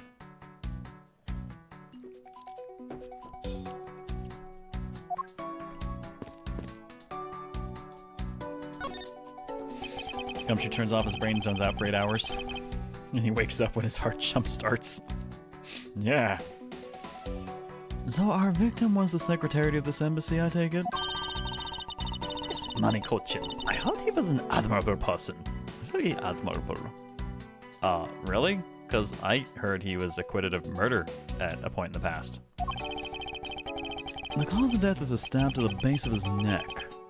He was lax in watching his back. We were fortunate that the fire missed our victim's body for the most part. If the fire had burned a bit longer, it would have made of identifying him a hassle. So Mr. Cochran was stabbed to death in the middle of a raging fire? What in the world happened inside this room? Case of death, single stab to base of neck. Body was not badly burned by the fire. Time to poke the nooks and crannies, starting with the very obvious Yatagarasu key. There appears to be something in his pocket. This key, it can't be. Isn't this the Yatagarasu's key that was stolen 7 years ago? What? But that is... 7 years ago? You mean the case where I was framed, sir? Yes, it's the piece of evidence that stole the life of Kane's father 7 years ago.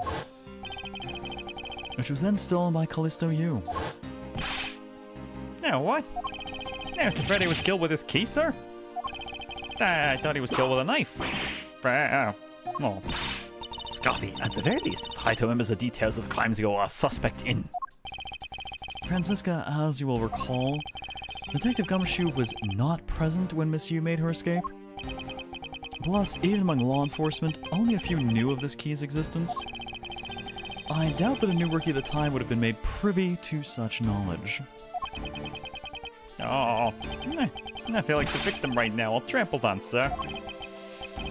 I suppose I'll just have to fill you in now. The secret to this key is...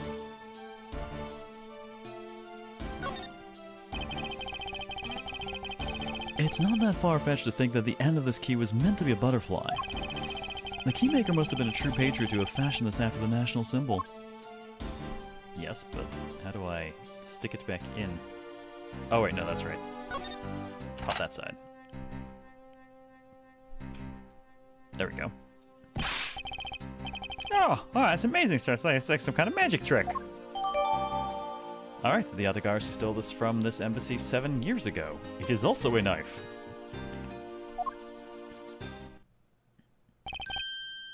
I knew it. This is the same exact piece of evidence that Miss Yu took with her. I remember this beautiful pattern in the blade. I remember this as well. It is a vine motif, is it not? Yep, it's a keyblade. Horribly. Yes, it looks like two interwoven vines crisscrossing down the blade. Yeah, vines, sir. I think it looks like a bunch of stars, if you ask me. Yeah, it's like one of those six-sided stars, just like the police mark on our IDs. I really don't think you can call these stars. To say the detective's art sense is underdeveloped would be an understatement. He's gonna be right, isn't he? He's friggin' right. He's friggin' right, and it's stars. The real question is, why was the Babalese Embassy Secretariat holding this? While we don't know how Mr. Cochin came to possess the key, we do know that this was stolen by the Atagarasu from the Cadopian Embassy. That is right. Mr. Faraday had written the fact down in his organizer. I believe this means that further research is required into the country of Cadopia. Why don't you ask Ambassador Peleno about what he knows? Supposedly, he was a candidate to be the next Cadopian ambassador once long ago. He should be able to answer any specific questions you may have. Oh, and there's the knife. That's a pretty looking knife. Is this knife the murder weapon? Some preliminary testing has been conducted. According to the results, blood on it matches victim's blood. Blade's shape was also found to be consistent with stab wound. I suppose this means that we now know that the crime was committed with this knife. Yeah, this knife's got some really fancy ornamentation going on, huh, sir? This thing practically screams artsy at me, too. Although, it's also covered in blood, just like the last thing that I said was artsy. Yeah, you don't agree with art and it doesn't agree with you, dude. But the handle is pristine. There's not a single drop of blood on it. Speaking of the handle, I believe it has a butterfly motif. It is very beautiful. Okay, so probably had a different handle and the handles were swapped after the stabbing. Alright. Knife covered in victim's blood. Blade matches wound. Butterfly motif is noteworthy. It's a knife wound. It is obvious what he was killed with, but I wonder if it's consistent with the wound. Indeed. Well, we already confirmed that. This man, where do I know him from? 7 years ago.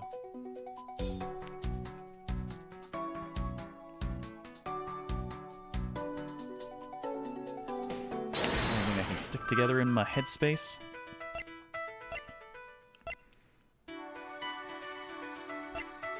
I mean, technically... Arguably I could stick those things together. I'm just not sure to what purpose right now.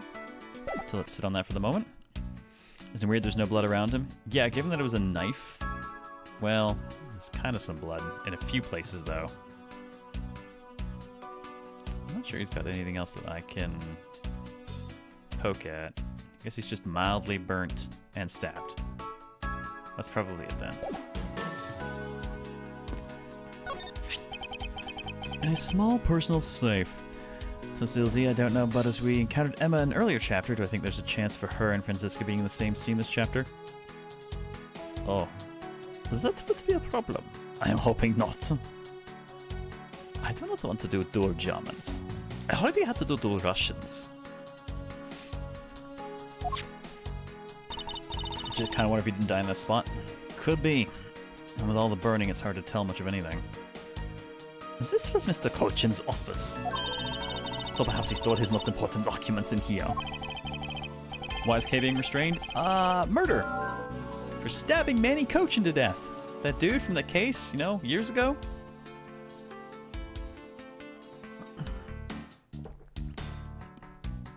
Can't be opened without the key. Of course it's locked. Appears we won't be able to open it without the key.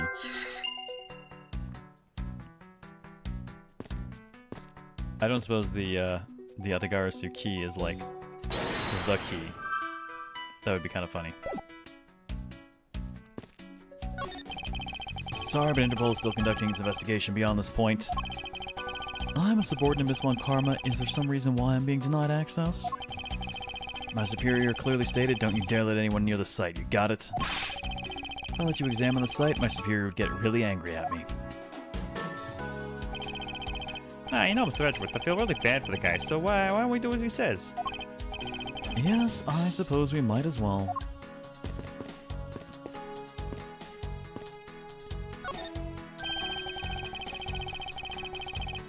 Well, because this is a national treasure, can I ask that you please not touch it?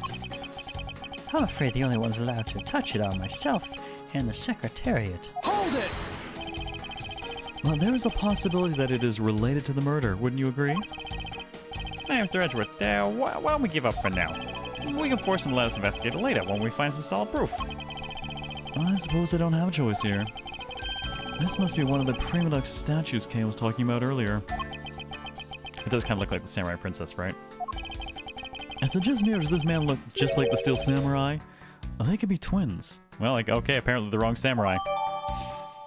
Both countries claim to own real one. National treasure. Only Yep.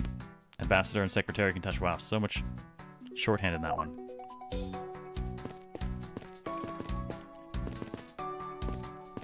Alright, I think that's all the stuff I can look at the moment, so... Yeah, there's so much, like, burning, and... The lack of blood around him does bother me. Especially for a wound to the throat. Alright, I'm gonna go ahead and take the motif and the butterfly and kind of stick those together and see if that gets me anything. It's the oh no, it's the Iron Infant. Hopped up out of the carriage and just shanked him. The design on the knife's handle and greatly resembles the special Babalese species of butterfly. It does it not? Plus it says right here. This knife is property of the Republic of Babel. Well, perhaps this means that the knife used in the crime was found right in this room? Well, I mean, yeah, we do have a missing knife. But nothing new to be said there.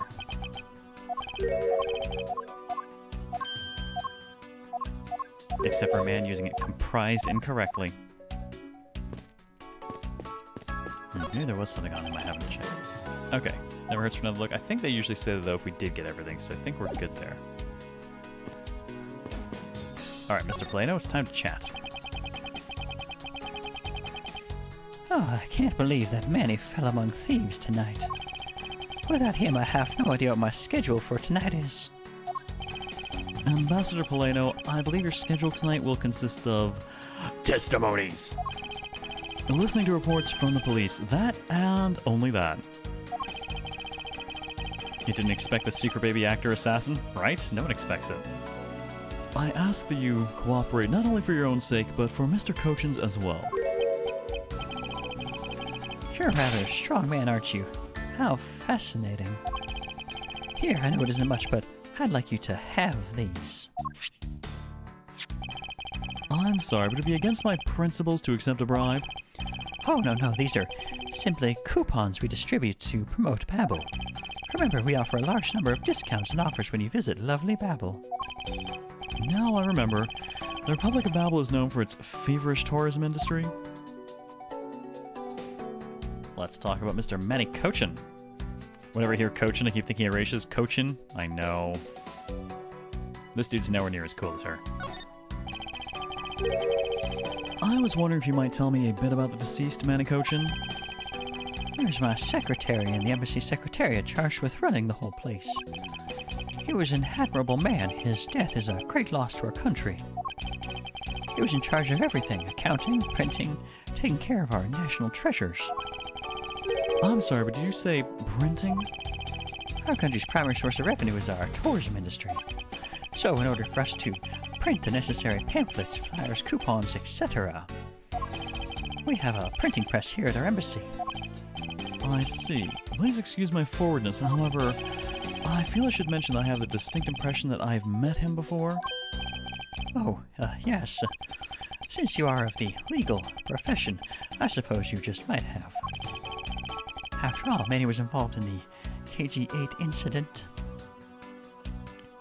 Yes, Manny was accused of murder in the first KG-8 incident, the murder of CCU. He was acquitted. The KG-8 incident? The defendant who was found innocent in that case was Manny.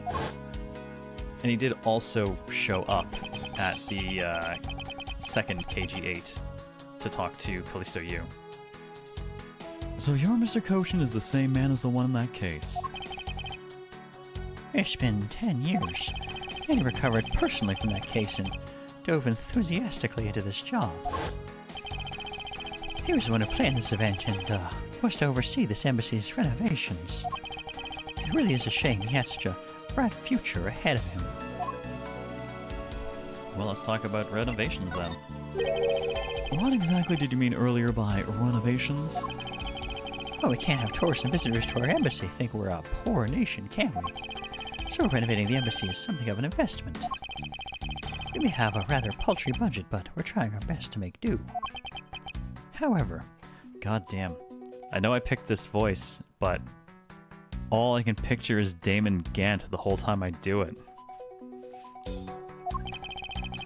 I guess the only person who could have helped us do our best is now no longer with us.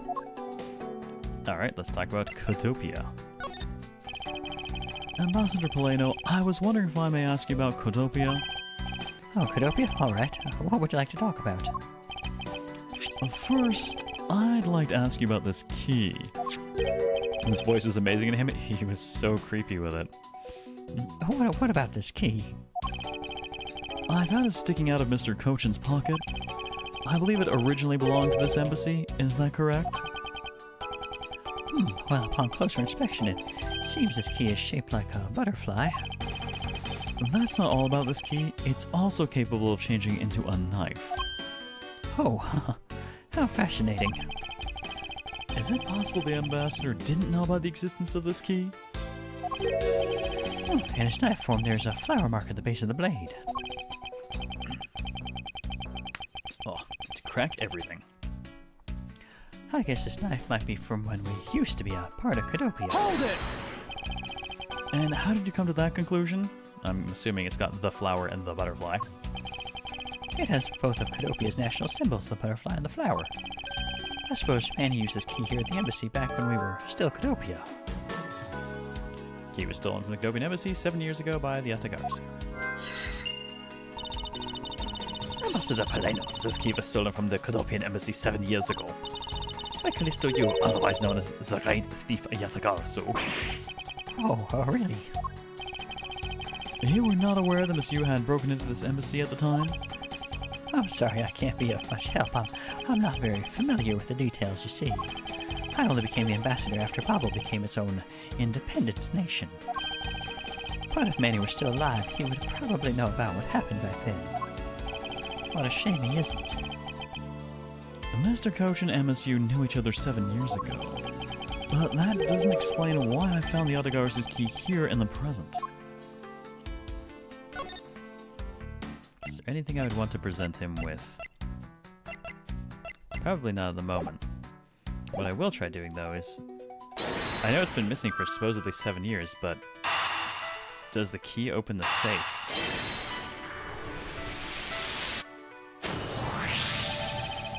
We know for a fact that the Atagarsu's key was used at this embassy. Furthermore, we found it in the victim, Mr. Cochin's pocket. Which leads me to think that perhaps it is the key to the personal safe in this office. Good thinking, sir. Let's go try it out.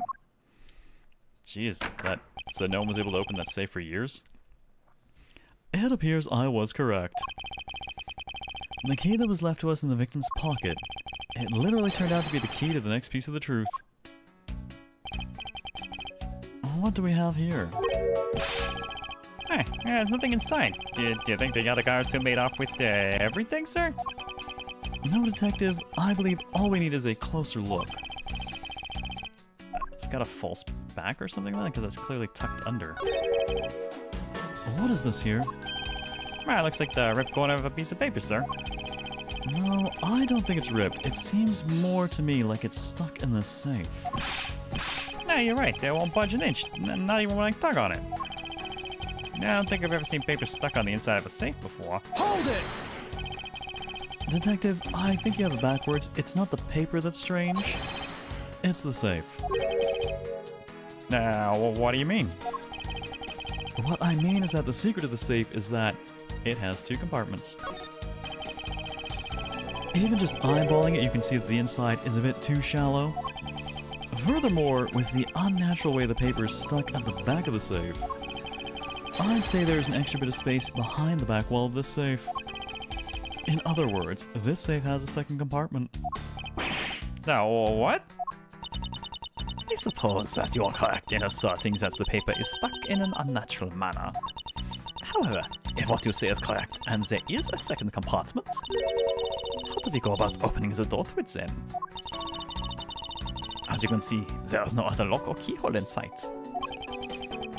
Actually, there is one more spot of interest to me on this safe. Oh? Yes, and I believe that spot is the keyhole to our mystery's second lock. The safe and it locks. Alright then, since you are so sure of yourself, show me how you deduced your answer. Do we stick it just back in the keyhole? I kind of just want to stick it in the keyhole again, because it's like... it passes through. I wonder if it's a question of the depth the key goes in when it's got to go through all that versus going in here. I'm going to try sticking it in. Stick it in the hole! I don't technically have the key.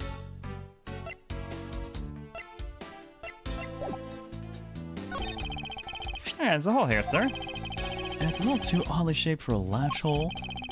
It's a funny shape for a latch hole, huh? It's shaped kinda like a star, don't you think, sir? Detective, I would hardly call that Son of a bitch, I told you it was a star and he was right. Alright, well, I'm just gonna... Guys, stop. Just let me do the thing. Thank you. Alright, we're just gonna stick the knife in. There's a vine motif. It's not the vine motif. We're gonna... It's a star. It's... He's right. I hate it. He's right. Gumshoe is right. The world is over. Doesn't the shape of this keyhole remind you of something, Francisco? The shape? It does look very familiar. However, I believe it is simply a latch hole for the safe's lock mechanism. It is just for keeping the door shut, nothing more. Hold it! Is that so? The person who used this safe, Mr. Cochin, made sure the safe had 2 compartments in order to hide something? Do you honestly think someone like that would allow the keyhole to the hidden half to look so obviously like a keyhole that even the average person can figure it out? You cannot be serious. Are you saying this hole is the keyhole to the hidden compartment of the safe? That is precisely what I'm saying.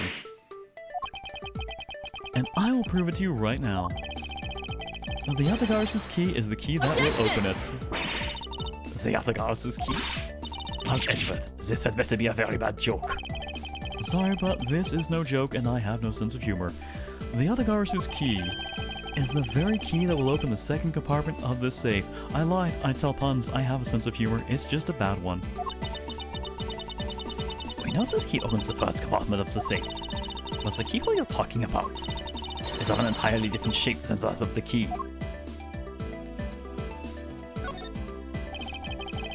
Let's go over this again, shall we?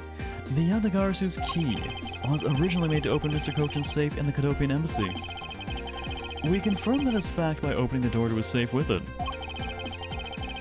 Now, let's take a look at the back end of the key. Looking at the knife portion head on, what do you see? What are you talking? Oh. It appears you've come to understand what I'm talking about. When viewed head on, the knife's blade is the exact same shape as the keyhole, and I refuse to call it a star because that would validate Gumshoe. The real function of the knife portion is to act as the key to the hidden portion of the safe. And to kill people. That is preposterous. Because it looks like a knife and was used like one to kill Mr. Faraday 7 years ago, we fell under the misconception that it was always meant to be a knife. Well, I mean, it was freaking sharp enough to kill a dude in one blow, so... But for both the safe and its key to conceal such clever tricks, whatever's hidden inside the secret section must be of incredible importance. Then it's even possible that what I've been searching for is inside. Scoffy, hurry up and open the safe. Yes, sir. Opening it now, sir.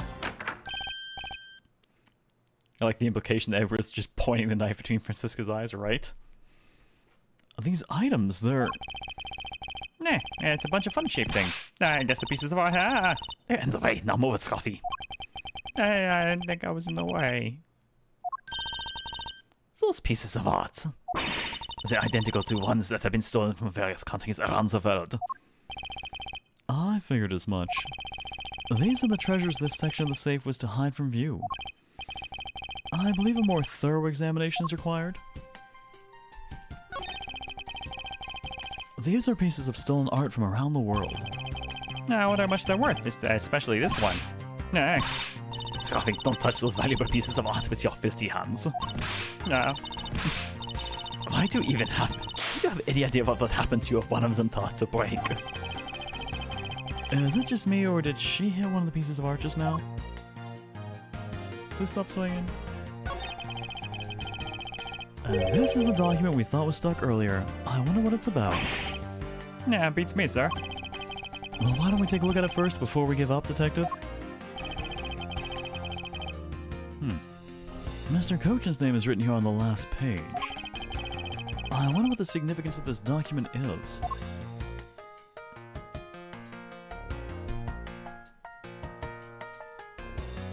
Well, I looked at the art.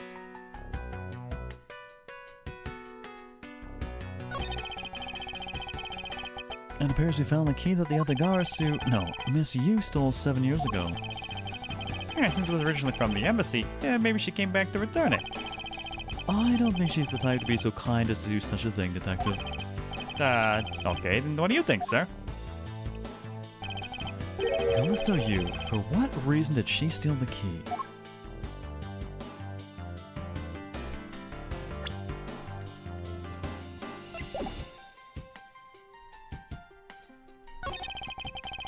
To mount this sort of trick into one's safe is really something.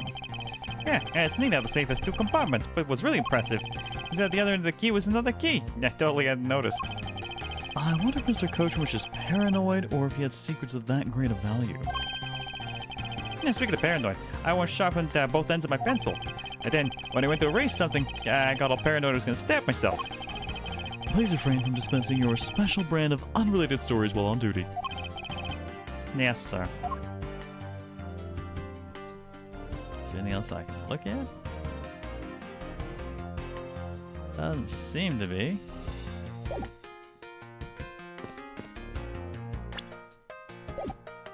But it doesn't seem like we're done with it either.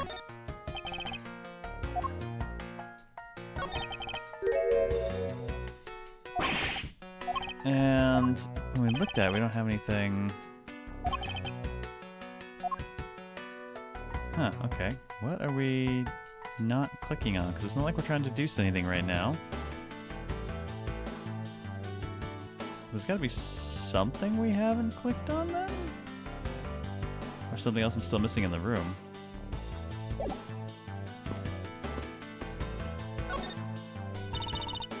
How's Edgeworth? What is it?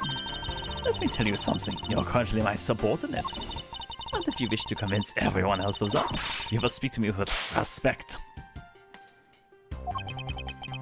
What's with the giddy glint in her eyes?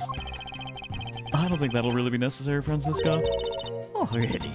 Well, it does not matter. It does not change the fact you are still under me. God damn it, lady, the phrasing. I thought Francisco was flying around the world in pursuit of the smuggling case. So then why is she here at this embassy? Technically, this is foreign soil.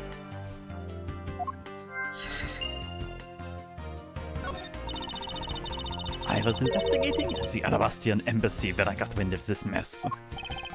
Oh, that's right. The Yatagarasu is due to appear at the embassy as well. Yes, but the difference is that we didn't have a fire over there. Also, there was an incident at the Alabastian embassy as well. But I left Agent Lang in charge of that case and came over to the Babalese embassy. Ah, so Agent Lang is here as well, huh? I see you've met. Well, he's in the Alabastian embassy acting as bodyguard for Ambassador Alba. However, he seems to have a different reason for being there. Francisco always ready to whip the foolish fool who foolishly whipped in a way. The foolish fool who foolishly stood in the range of her whip like a foolish, yeah. She's fun. So the suspect in the murders that occurred in this office is that little girl I see. Is she perhaps trying to be the Yatagarasu? Kay would never harm a soul, sir. Kay? You remember, do you not, about the case we investigated together 7 years ago? That girl is the daughter of the victim in that case, Mr. Faraday. Oh, so she is that feisty little girl. Kay has been on the trail of the Atagarasu, which is how she ended up here. Looking for the one who took her father's life. I see. Yeah, Kay's trying so hard, but you know what? The Yatagarasu just keeps on tricking us all. How so? Yeah, the Yatagarasu sent a guard saying, I'll be there to steal your dirtiest secret. Uh-huh. No, we've had is an arson and a murder. The lab boys are going in circles. You know what this is, sir. It's a breach of contract, and it's going on the rap sheet. If you ask me, I am perfectly fine with the fact that nothing was stolen tonight. I do wonder, though, if Callisto Yu really is the Atagarasu?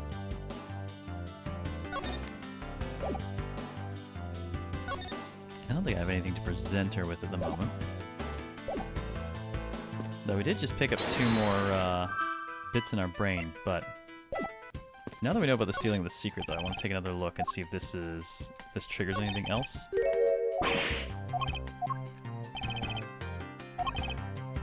Okay, no change. Alright. I'm gonna try slapping those 2 things together in my head then. A life was stolen? This is true.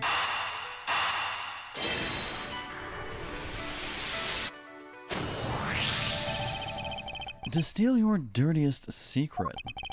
Is it possible that the dirty secret the Atagarasu was out to steal is in this very room? Dirty secret? Francisca, you're in pursuit of some dirty, underhanded dealings yourself, are you not? Something tells me that this is no coincidence. In that case, then, the person I'm looking for is here in the Babylese embassy, The head of the smuggling operation. I think I just might need to ask Francisca about her smuggling case in more depth. Time for more chit-chat about smuggling. Will this chapter end with Aryatagasu dealing a flying kick to Callisto Yu? Ooh, well, stay tuned to find out. In like a couple of days, because apparently this is a really long case. Francisca, when we last talked, you said you were on the trail of a smuggling ring. I suppose the reason you're here now is related to that? Yes. After analyzing the intel we've gathered from various countries, this embassy rose to the top of a list of sites to investigate.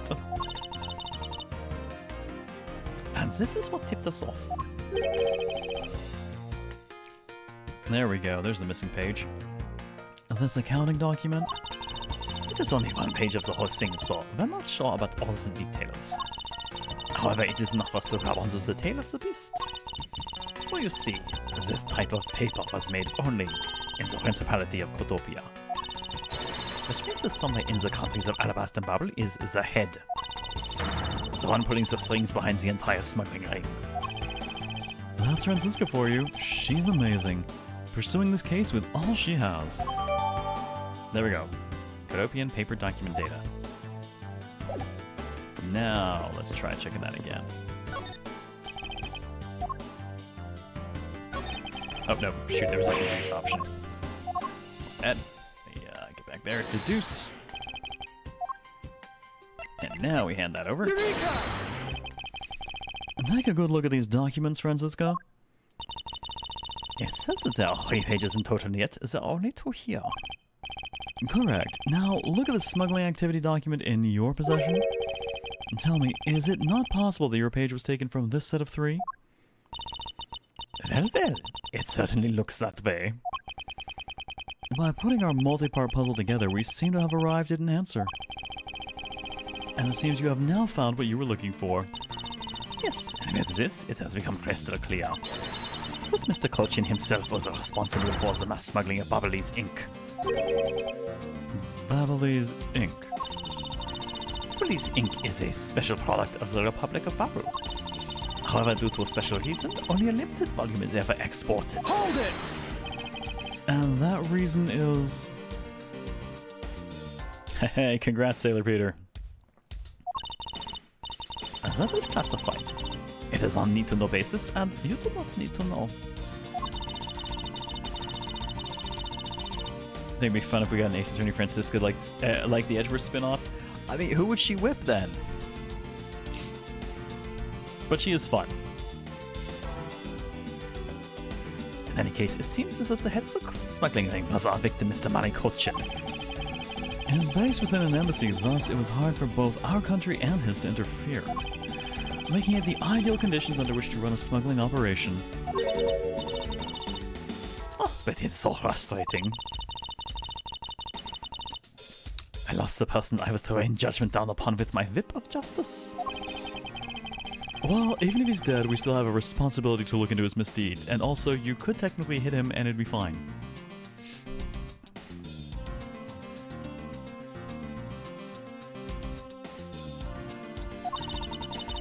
Do you expect me to whip a dead man? Then I'm not interested. Franziska, you must know that Manny Koshin was the suspect in the KG-8 incident. Of course I know, on top of being the head of the smuggling ring. There is a matter of what really happened in that case that needs to be resolved. She could have whipped dead man, but he was also dead. Are you done investigating? You realize now, do you not? This girl is only one it could be. Now come along quietly, Yatagarasu. K. Faraday. You're under arrest for murder of Manny Kochin. Mr. Edgeworth? Please, you have to believe me, I didn't do it. I chased the fake Yatagarasu in here. And he was already... You have a right to remain silent. Anything you say can and will be used against you. Hold it!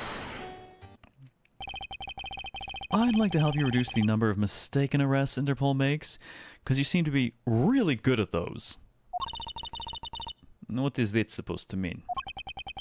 I believe I told you that Kay Faraday is not the culprit of this crime. Very well. I suppose I have no choice. I will show you just how foolish claims are.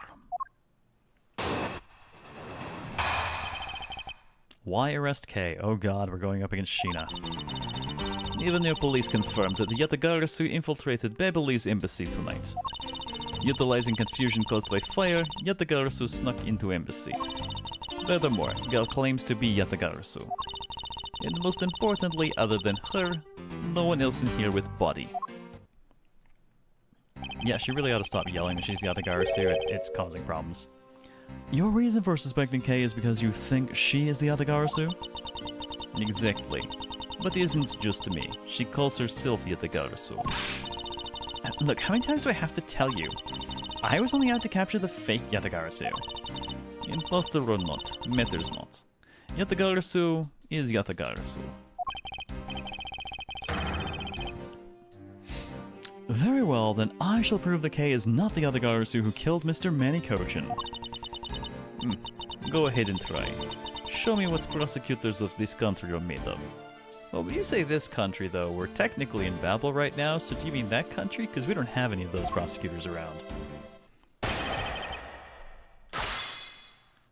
Alright, we're going to press on pretty much everything, because I'm not entirely certain what evidence I have that really would be good for disproving the murder at the moment.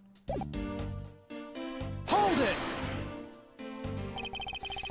They may have confirmed it, but are you telling me that no one can catch the thief? If so, you're basically admitting that the Yatagarasu that committed murder eluded us. Of course, I chased after Yatagarasu that entered Babylon's embassy right away. And it is also why I'm making this arrest right now.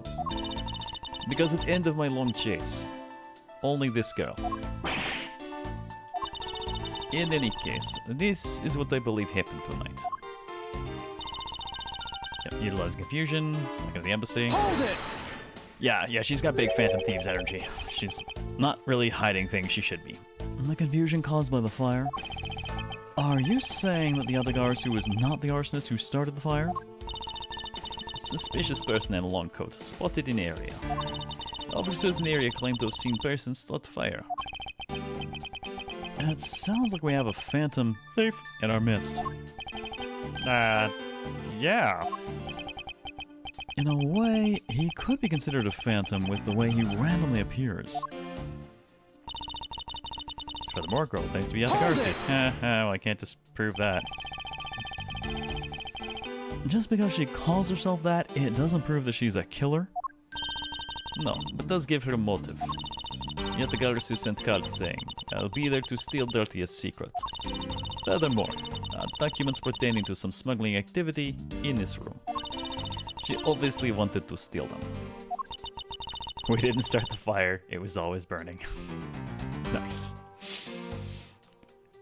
So, she killed Mr. Kochin for key. I see. Our logic is very sound. I expected nothing less of Agent Lang's secretary. However, that statement just now didn't sound right. It might just be the opening I need.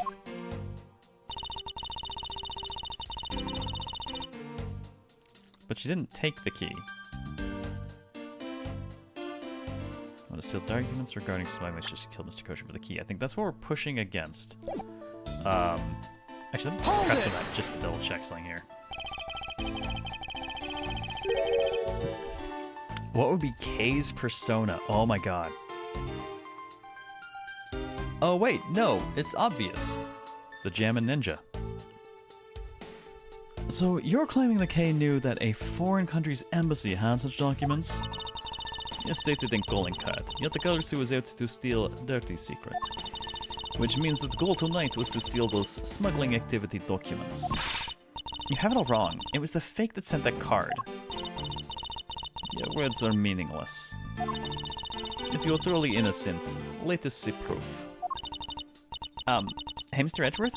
I leave it to you to handle this. Yes, I'd rather you did. The other Garsu's goal, huh? You can claim she's innocent, but cannot change facts I have already outlined. Case persona might be more obvious than anything, Yatagarsu. That is a fair point. It's already a persona to boot. Oh my god.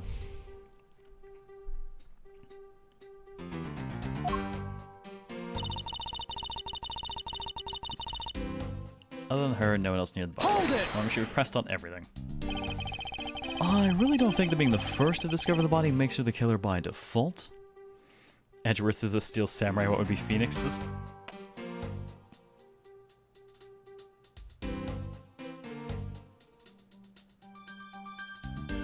Phoenix's would be a slime, because he's such a low-level encounter for everyone.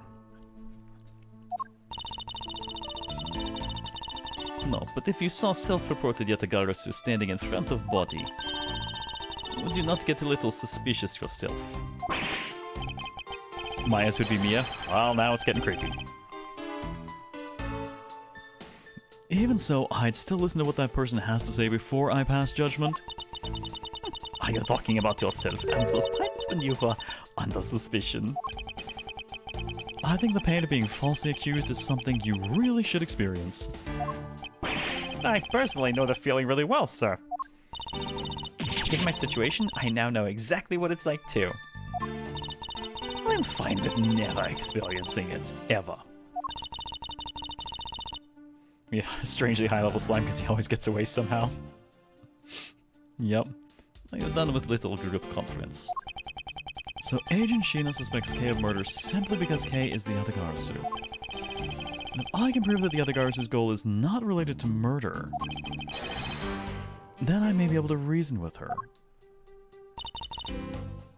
Okay, so I think what we want is, yeah, she wanted to steal documents, so she killed him for the key. I'm not entirely sure what we're going for.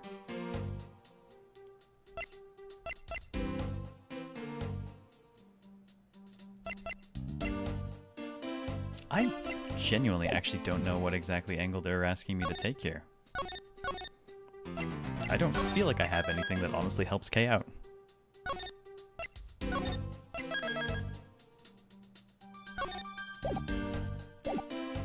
Or a persona can be a duelist because Yatagarasu is a very dreaded Yu-Gi-Oh card and banned for years, huh? Yeah, time to get arrested, Kay. Sorry, Kay, I don't actually see how to help you here. Let me rerun the press on this, just to double check. Claiming McKay knew that a foreign country's embassy had such documents. And...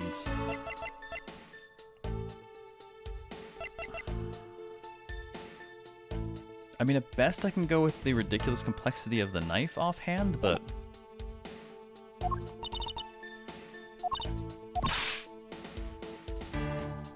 No, the goal... No, she's still talking about the goal was the documents.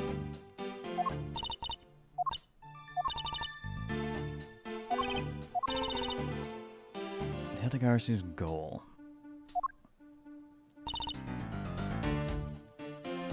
I mean... Why do I feel like the goal was just the murder, not actually even the documents? Oh, actually, can I take a look at the... Oh, no, it's just the... I'm gonna go with this because it still had the key, therefore he was killed in the... I have a feeling this one's gonna feel like a leap.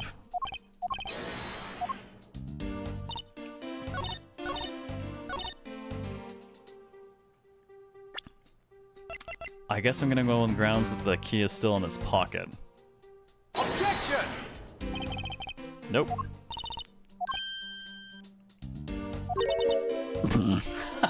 By your silence, I assume you agree with my...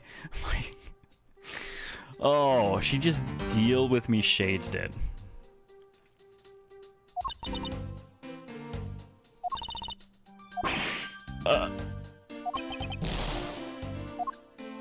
Man, I like her response, though. Long story short, blocks you from drawing cards, so it locks you out of getting new resources, known as the Yata lock. Oh boy, that's nasty. Still lock regarding smuggling, so she killed Kosher. I really do not see...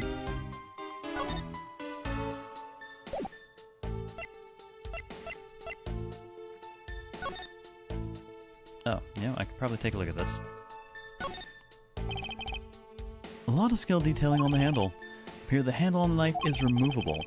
Nah, I guess people can change it whenever they feel like. Sounds like fun, sir. I don't think people would remove the handle just for fun, Detective. Oh yeah, they would. So this is what took Mr. Cochin's life. Some of his blood is still on the blade. I've been a detective for 7 years already. I've seen a lot of weapons in my days. But knives that were used to kill are always the hardest for me to bear. Yes, unlike guns, this is one weapon where you're likely to find the victim's blood on it. Yeah, just like how this one is practically drenched in it, huh, sir? Despite that, it looks like the blood managed to miss the handle somehow. Yeah, which mostly just tells me the handle was swapped.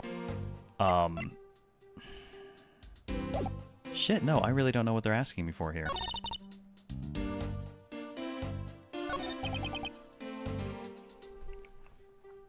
Suspects K of murder simply because K is the Yatagarasu. I can prove the Yatagarasu's goal is not related to murder, but all I've got is murder.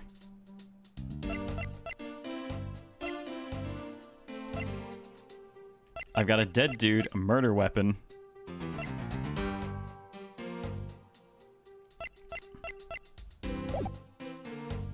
No, I'm actually stumped. I do not have any idea what they're asking me. Prosecutor badge? Fucker. Prosecutor badge time. Have my prosecutor badge.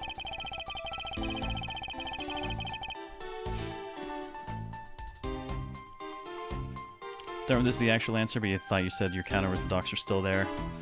Yeah, but then she just talks about the documents being the goal, but walking in and finding stone over the body, timing-wise, means that she just killed the dude and didn't get to the safe. Like, that is not in any way, shape, or form contradictory to what she has said. It just means she interrupted her. Anyway, I'm still going to present the badge, so even you can't talk your way out of the contradiction this piece of evidence points out. I guess not. I knew it. I love that this is the badge. Because I do not need to talk my way out of it. But it's my badge. I do not like to waste time delving into subjects that do not warrant a response. But it's my badge. Worth it.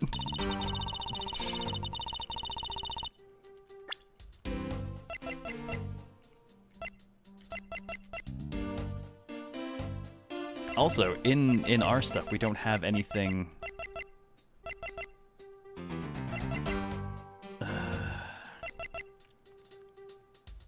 So we have the document that Francisca bought, and we've got the key that was used to get in there, but none of that to me says that's not what she was here for. Especially now when you consider that killing the dude to get the key makes sense.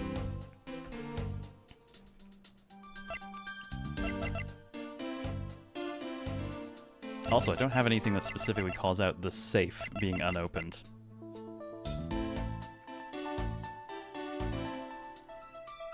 I guess we could argue that nobody knew this was a key, but... Objection! But that is, like, a huge leap to me. Agent Sheena, I regret to inform you, but there is a flaw in your logic. No. Even if you claim that she is the killer and the Yatagarasu, I'm certain that securing the smuggling documents is not the motive behind the murder. She killed him just because... Wait, what? The key to the safe in this room was found on Mr. Cochin's body. Furthermore, the Yatagarasu would not be so stupid as to leave without the documents. Okay, so none of that disproves anything that's been said. All that means is that she stabbed him and was interrupted.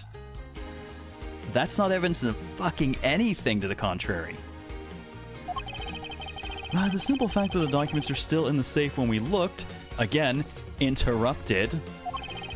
it's obvious that the killer's target was not the safe at all. Sorry, but that is garbage logic. Perhaps she did not know that Mr. Cochin had key on him. Objection! If that's the case, then why would she have needed to kill him? Because I can think of no reason for her to kill him if she had not known that fact. Again, interrupted. You found her over the body doesn't mean she finished everything she came here to do. None of this proves Kay's innocence in any way to me.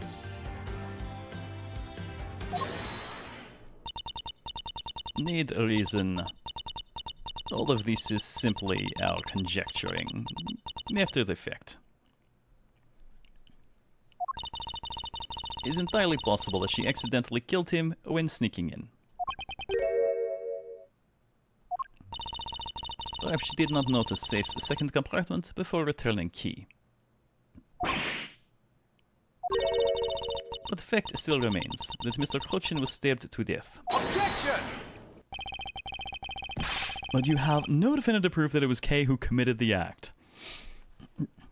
Your terrible guess means you have terrible logic? Apparently it does, yes. Yes, everyone has hyperhidrosis in this. Man, when people sweat, they really sweat. Don't quite recall the circumstances of her being caught. They haven't given us any details to go off of other than she was found with the body by Sheena. And with that being all we have, there is no reason to think that anything we've presented actually disproves it.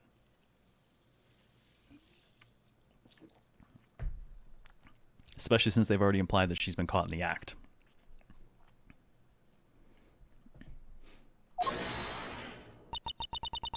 Actually, I do. I saw her holding a knife she used on victim with my own eyes. You see, now we're getting into more information. I'm sorry, what? Allow me to tell you a bit more about the evidence that will put her away behind the bars. Definitive evidence. Knife wound on body is consistent with blade of knife. Knife with butterfly handle is murder weapon, which killer was holding. I assume she obtained the knife from display rack and used it on victim. Knife is part of special 3-piece set, which has design like no other. Evidence and testimony all points to go. There is no counter-argument.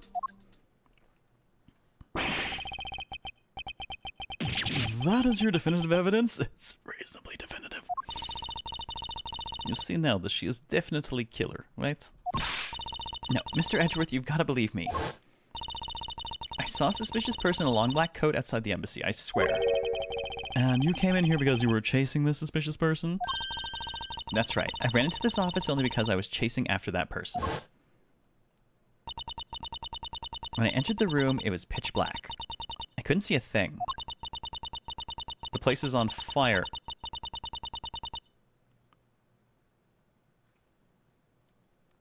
Oh, that's interesting. So, if it was pitch black, that means there was no fire at all, which means this place had already been cooked, or the things in here had already been burned at some prior point. Either that or she's lying out her ass. I felt something on the ground next to my foot, so I turned on the lights, but then... let the screaming commence. Who's there? Oh, well, that's Sheena. This is... I came to this room upon hearing girls scream. Yet when I saw her holding a knife, immediately restrained her. Wait. So the object I felt by her feet on the floor was the murder weapon? I had knife analyzed right away, but failed to find anyone's prints on it. But the suspicious person in the black coat who came to this room before me. You continue to insist there was such a person, but if there was, where did they go? More about proving reasonable doubt exists than proving the case innocent for 100% fact. Well... I don't know, everyone keeps wanting definitive proof. And honestly, the proof they've presented so far, I'd side with Sheena. What, lights the lights from now on the fan? No, not all ceiling fans, well, I guess most of them have lights, but not all of them are the only lights. I'm really curious why it was pitch black if there's like a fire and shit going on. That I don't know, but I know they came in here. Sounds like desperate excuses of suspected killer, not trustworthy testimony. You understand it, don't you? You cannot trust the girl's words, Mr. Edgeworth. She has a point. There's also an open window behind us, I mean...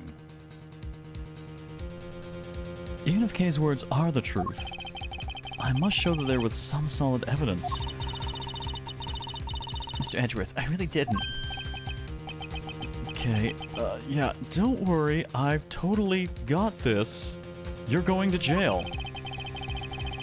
If you didn't do it, then there must exist a way for me to prove that. Still not giving up, I see. In that case, try to counter my argument, if you can. Don't worry, I can and will. I'm really curious how this room is as torched as it is, but was pitch black when she came in. Given that there was an active fire, too. Okay, knife wound on body is consistent with blade of the knife. I'm going to press it, but I mean, I don't expect it to be incorrect. Does this mean you already have the results back? They've confirmed the shape of Babali's knife's blade matches wound. Please do not confuse the efficiency of Interpol's forensics teams with your own. Objection! I won't if you don't underestimate our police force. How can you say that with a straight face? And so we're clear, I'd hardly say your logic is sound, which you will see in a bit. You can prove me wrong, please. By all means, go ahead. That has been my intention all along. Now let us return to your testimony. Knife with butterfly handle is murder weapon. Which killer was holding? Hold it! I believe it's something like the third floor, though. Yeah, but they have outdoor, they have some outdoor stuff going on and renovation stuff planned, which kind of makes me think that might be other ways out. Or safe landings. You mean to say you saw Kay holding the murder weapon with your own eyes? I was also on search for Yatagarasu. And I heard the girl scream coming from this room. I rushed over straight away. When I arrived, I saw a girl standing there motionless with knife in hands. At least she's got gloves on, so her fingerprints aren't on it, but I mean, not a ton of help in this case. But I already told you, I only came in here because I was also after the Yatagarasu. The suspicious person I saw came into this room. When I entered, it was pitch dark. I felt something by my foot on the floor, so I turned on the lights. And then... I felt something by my foot on the floor and turned on the lights. Nowhere in there does she say she picked it up. You found out that it was the murder weapon at your feet. How many times do I have to tell you? Cannot trust words of suspect. Nowhere in here she said she picked it up, though. The only thing you'll accept as evidence, is it? It is only acceptable way to counter agent of Interpol on scene of crime. Mr. Edgeworth, do you have some kind of evidence that can prove me innocent? I think I do because there's one piece of evidence I find to be a bit... interesting. I think I need to carefully examine the piece of evidence again.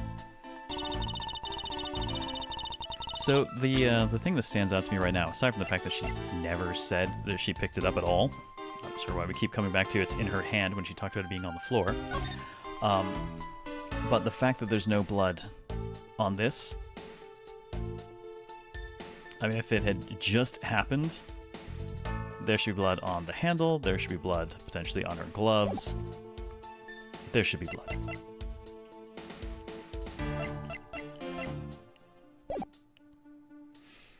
Hold it! Keep pressing.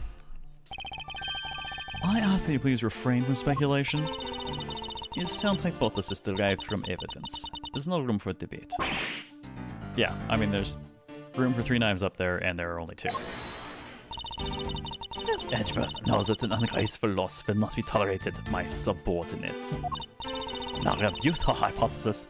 Rebut her hypothesis with the factual logic. Otherwise, what was your investigation for? Yes, you are correct, thank you. Helping a subordinate out with advice is the job of any good superior. She seems to be rather enjoying herself, but she is correct nonetheless. Agent Sheena, please continue with your testimony. Knife Aspire Special 3-piece set. Hold it! Yeah, seems fair. About the 3-piece set, is there really no other like it? I mean, there is. It's... they suggest that there was... that the other embassy has basically the same thing. Let us ask Ambassador Poleno for more details, shall we? Oh, the knives are indeed special. They have the butterfly, the symbol of the Republic of Babel, engraved on them. And because there are only 3 of them in the world, they are very, very valuable. The national symbol, huh? Well, the knives are covered in the butterfly design. Along with the Along with the Alabastian set, our respected countries only have 3 knives each. I see.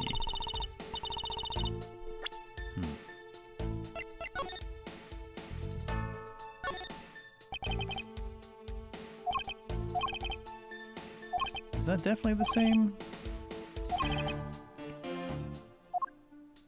It really just bothers me that I know the handles are replaceable and that one's clean. Yeah, the wording's a bit weird because he says they have a matching set, but then he also says there are only these 3. And they have the Babalese butterfly on them. Which would mean the other ones are slightly different and should have the flower.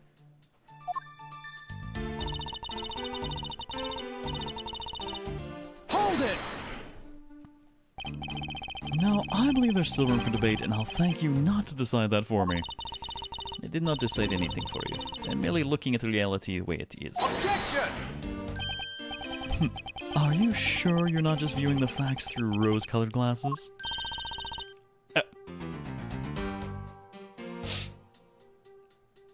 Sheena throwing shade. Mr. Edgeworth, I think she's mad at you. Perhaps, but our definitions of reality are a tad different. No. There are 2 sets of 3 knives. They have detachable handles. Now, he did say they have the butterfly design, which makes me... Yeah, the way he said it made me think it was the blade, but I wonder if it actually is just that the handles have them. The handles are swappable. I don't know that the knife necessarily came from here. Agent Sheena's proof is the Babalese knife that Kay was allegedly holding. Yeah, so what? How you gonna prove that Kay didn't do it, sir? If Agent Sheena wants to suspect Kay merely because Kay was the only one here, then I must show with evidence that Kay couldn't have committed the murder. But do you have such evidence, sir? Yes, there is one piece of evidence that seems very unnatural to me, and I believe it is my duty to point that out to Agent Sheena. Alright, I'm pretty sure we're going with the no blood on the handle. I just want to see...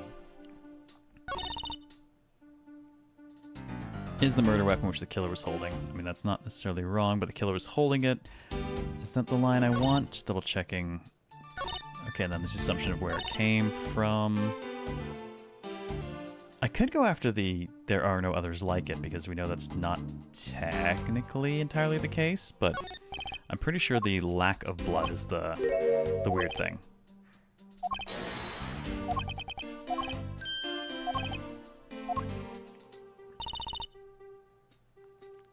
Okay, knife window bind is consistent with the blade of the knife. Knife with the butterfly handle is the murder weapon which the killer is holding. I want to go with that, because we know there are other knives like that. Handles are swappable. Yes, there's blood on this, but there's no blood on the handle, which there should be if you stab someone.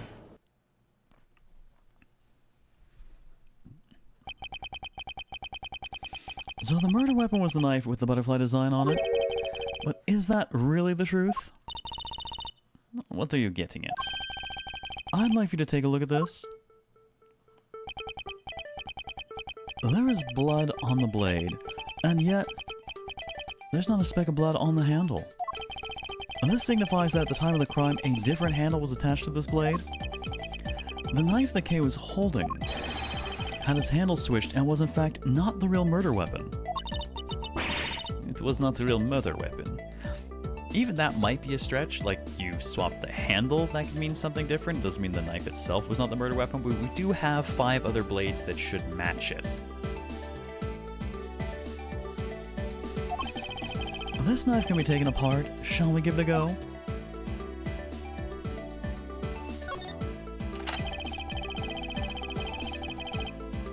Ah, and there it is.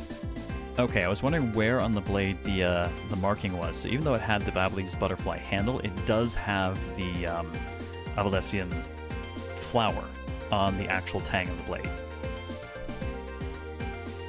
As you can see, the Babyliss knife has now been disassembled into 2 parts. The killer must have pulled the murder weapon out of the victim's body, and proceeded to swap the knife's original handle with this butterfly one. The knife of Theseus. It was all to create the illusion that Mr. Cochin was killed with this butterfly-themed knife. That... Wow, ladies... bendy? Oh, this should clear up any and all suspicions surrounding Kay. I don't...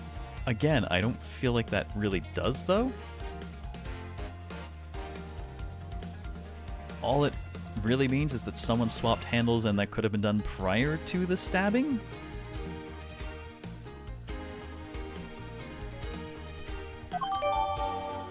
Alright, swap to the real murder weapon's handle. Its blade is yet to be found.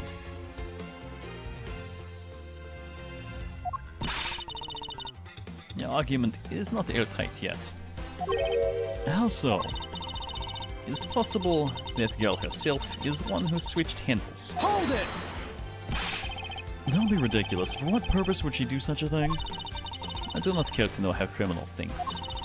My view world is beyond comprehension of normal person like myself, because I am definitely maximum normal. Very normal. The most normal. Therefore, I would not put anything past them, no matter how odd it may seem. Objection! Oh, I know the ones you mean, Ingram. Yeah. The truth is right there in front of you, and this knife will show you the way. You'll come to see that Kay is not and could not have been Mr. Cochin's killer. Because... Yeah, okay, so we are going after this, because this implies it had to come from the other embassy, which she was unable to get into. What is this mark on here? It's the mark of a flower. I assume you know what this means? No, not really. Butterflies rest on flowers all time to drink sweet nectar. So they do. However, would this butterfly really drink the nectar of this flower? The answer is clearly not a chance. Now to prove the relationship between the butterfly and the flower with this. Oh, are we going to use the... Oh, that's not... Wait, no, that's multi-pages. Yeah, okay, there we go. I think that's what I want.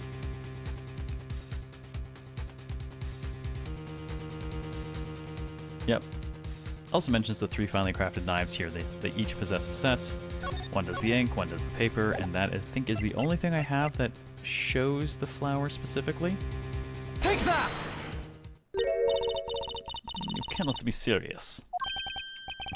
It appears that you made the connection. The flower on this blade is designed after a certain country's national symbol. That's right, the Kingdom of Alabast. In other words, this blade is from one of Alabast's ornamental knives. The total no change in expression when she takes the hit, too. Butterflies also drink blood and tears, fun fact. Nice. This part of the knife handle has Babel's national symbol of the butterfly on it. Therefore, it is undeniably Babelese in origin. But as we both know, you can't kill someone with just a knife handle. Incidentally, when exactly did the murder occur again, Agent Sheena? After fire had broken out. And that's right. Kay entered the Babelese embassy after the fire had taken place. Furthermore, she had not been to the Alabastian side of the building before then. Love Line Coldly, best music in the franchise. There's a lot of really good music in this series. On top of that, not a single person passed between the two countries during the fire. Which means that Kay could not have transported an Alabastian object over here. This makes it impossible for her to be the true killer. Didn't she? No, she ran into the Babelese side. Oh, yeah, way to go, Sedgwick, sir. What a great victory.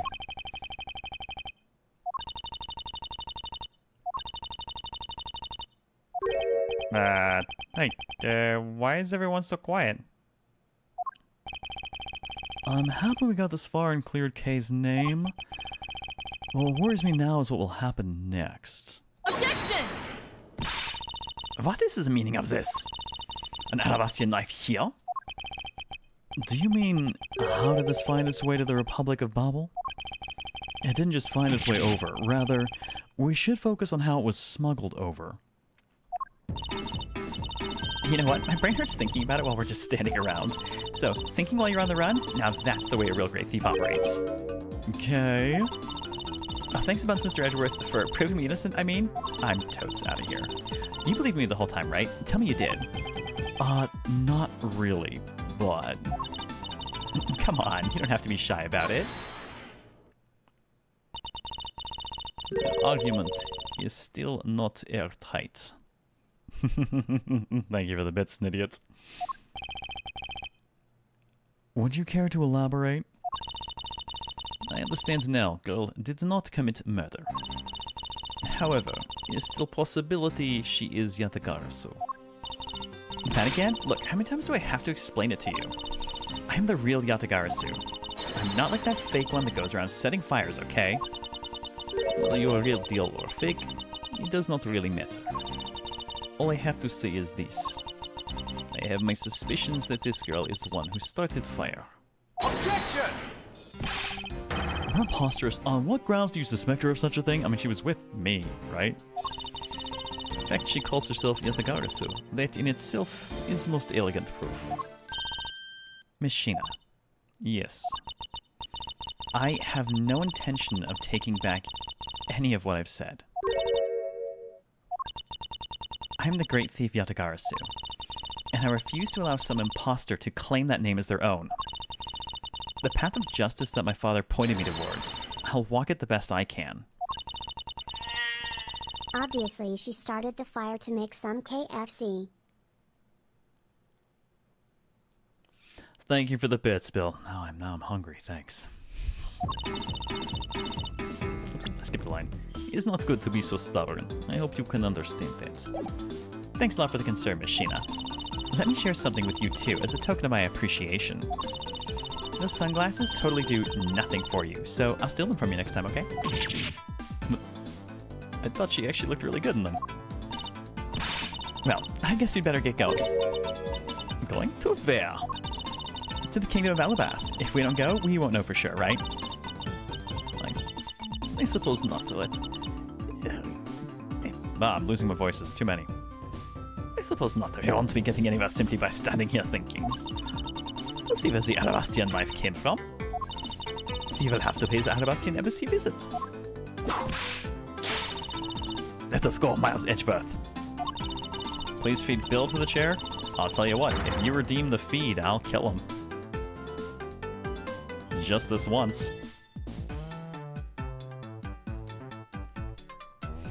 As you're my support of it? Oh, well, there you go. Sorry, Bill.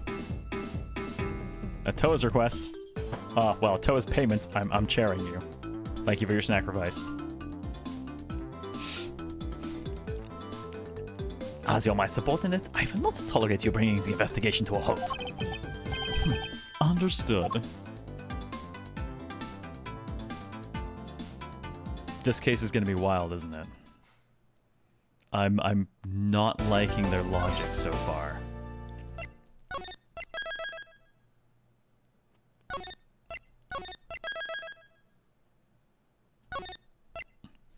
Does she whip the dead body there? No, she specifically said she has no interest in whipping a dead body. Now, she might have by accident. We will never know. That's odd. This body has fresh bruising. Wait, no, that's not even possible. We don't bruise after we're dead. Yeah, right? Almost perfect timing. Actually, that's I guess the funny thing is it probably would have been about perfect timing if YouTube hadn't blown up in the middle of it and we had to spend some time figuring out how to get that spun back up. I'm going to have to, after work tomorrow, I'm going to have to fix the VOD over there and get something uploaded because it's going to be a weird broken mess of 2 different VODs now. And that's just not cool. But on that note, I am going to flip things over. We'll be back for more there. I've been talking for basically 4 hours straight. My tongue is done. More Ace Attorney investigations tomorrow at 6 p.m. Central. And we'll keep pushing on what is apparently like the 3rd longest case in the history of the series. I do want to say a huge thank you to everyone for coming out and spending some of your time with me. I do greatly appreciate it. And I'm sorry for the bizarre YouTube explosion interruption. I will not run AV1 encoding over there again, I guess, since that seems to have been the source of it. We'll just have to leave it alone. Yes, Ace Investigations Attorney, Edge Malsworthy. That's the one. That's definitely what I'm playing. So I do want to... Well, actually, thank you for throwing the links out, BB Guy. I appreciate it. We do have a Discord. We are very active in there, but it does not tell people when you join, so you can join nice and quietly if you just want to lurk and pick yourself up some emotes. I will drop that on the YouTube side as well. But have yourselves a wonderful night, ladies and gentlemen. Thank you for joining me for more Ace Attorney Investigations, and we'll pick this up again tomorrow at 6 p.m. Central. Take care, and this is Zero out.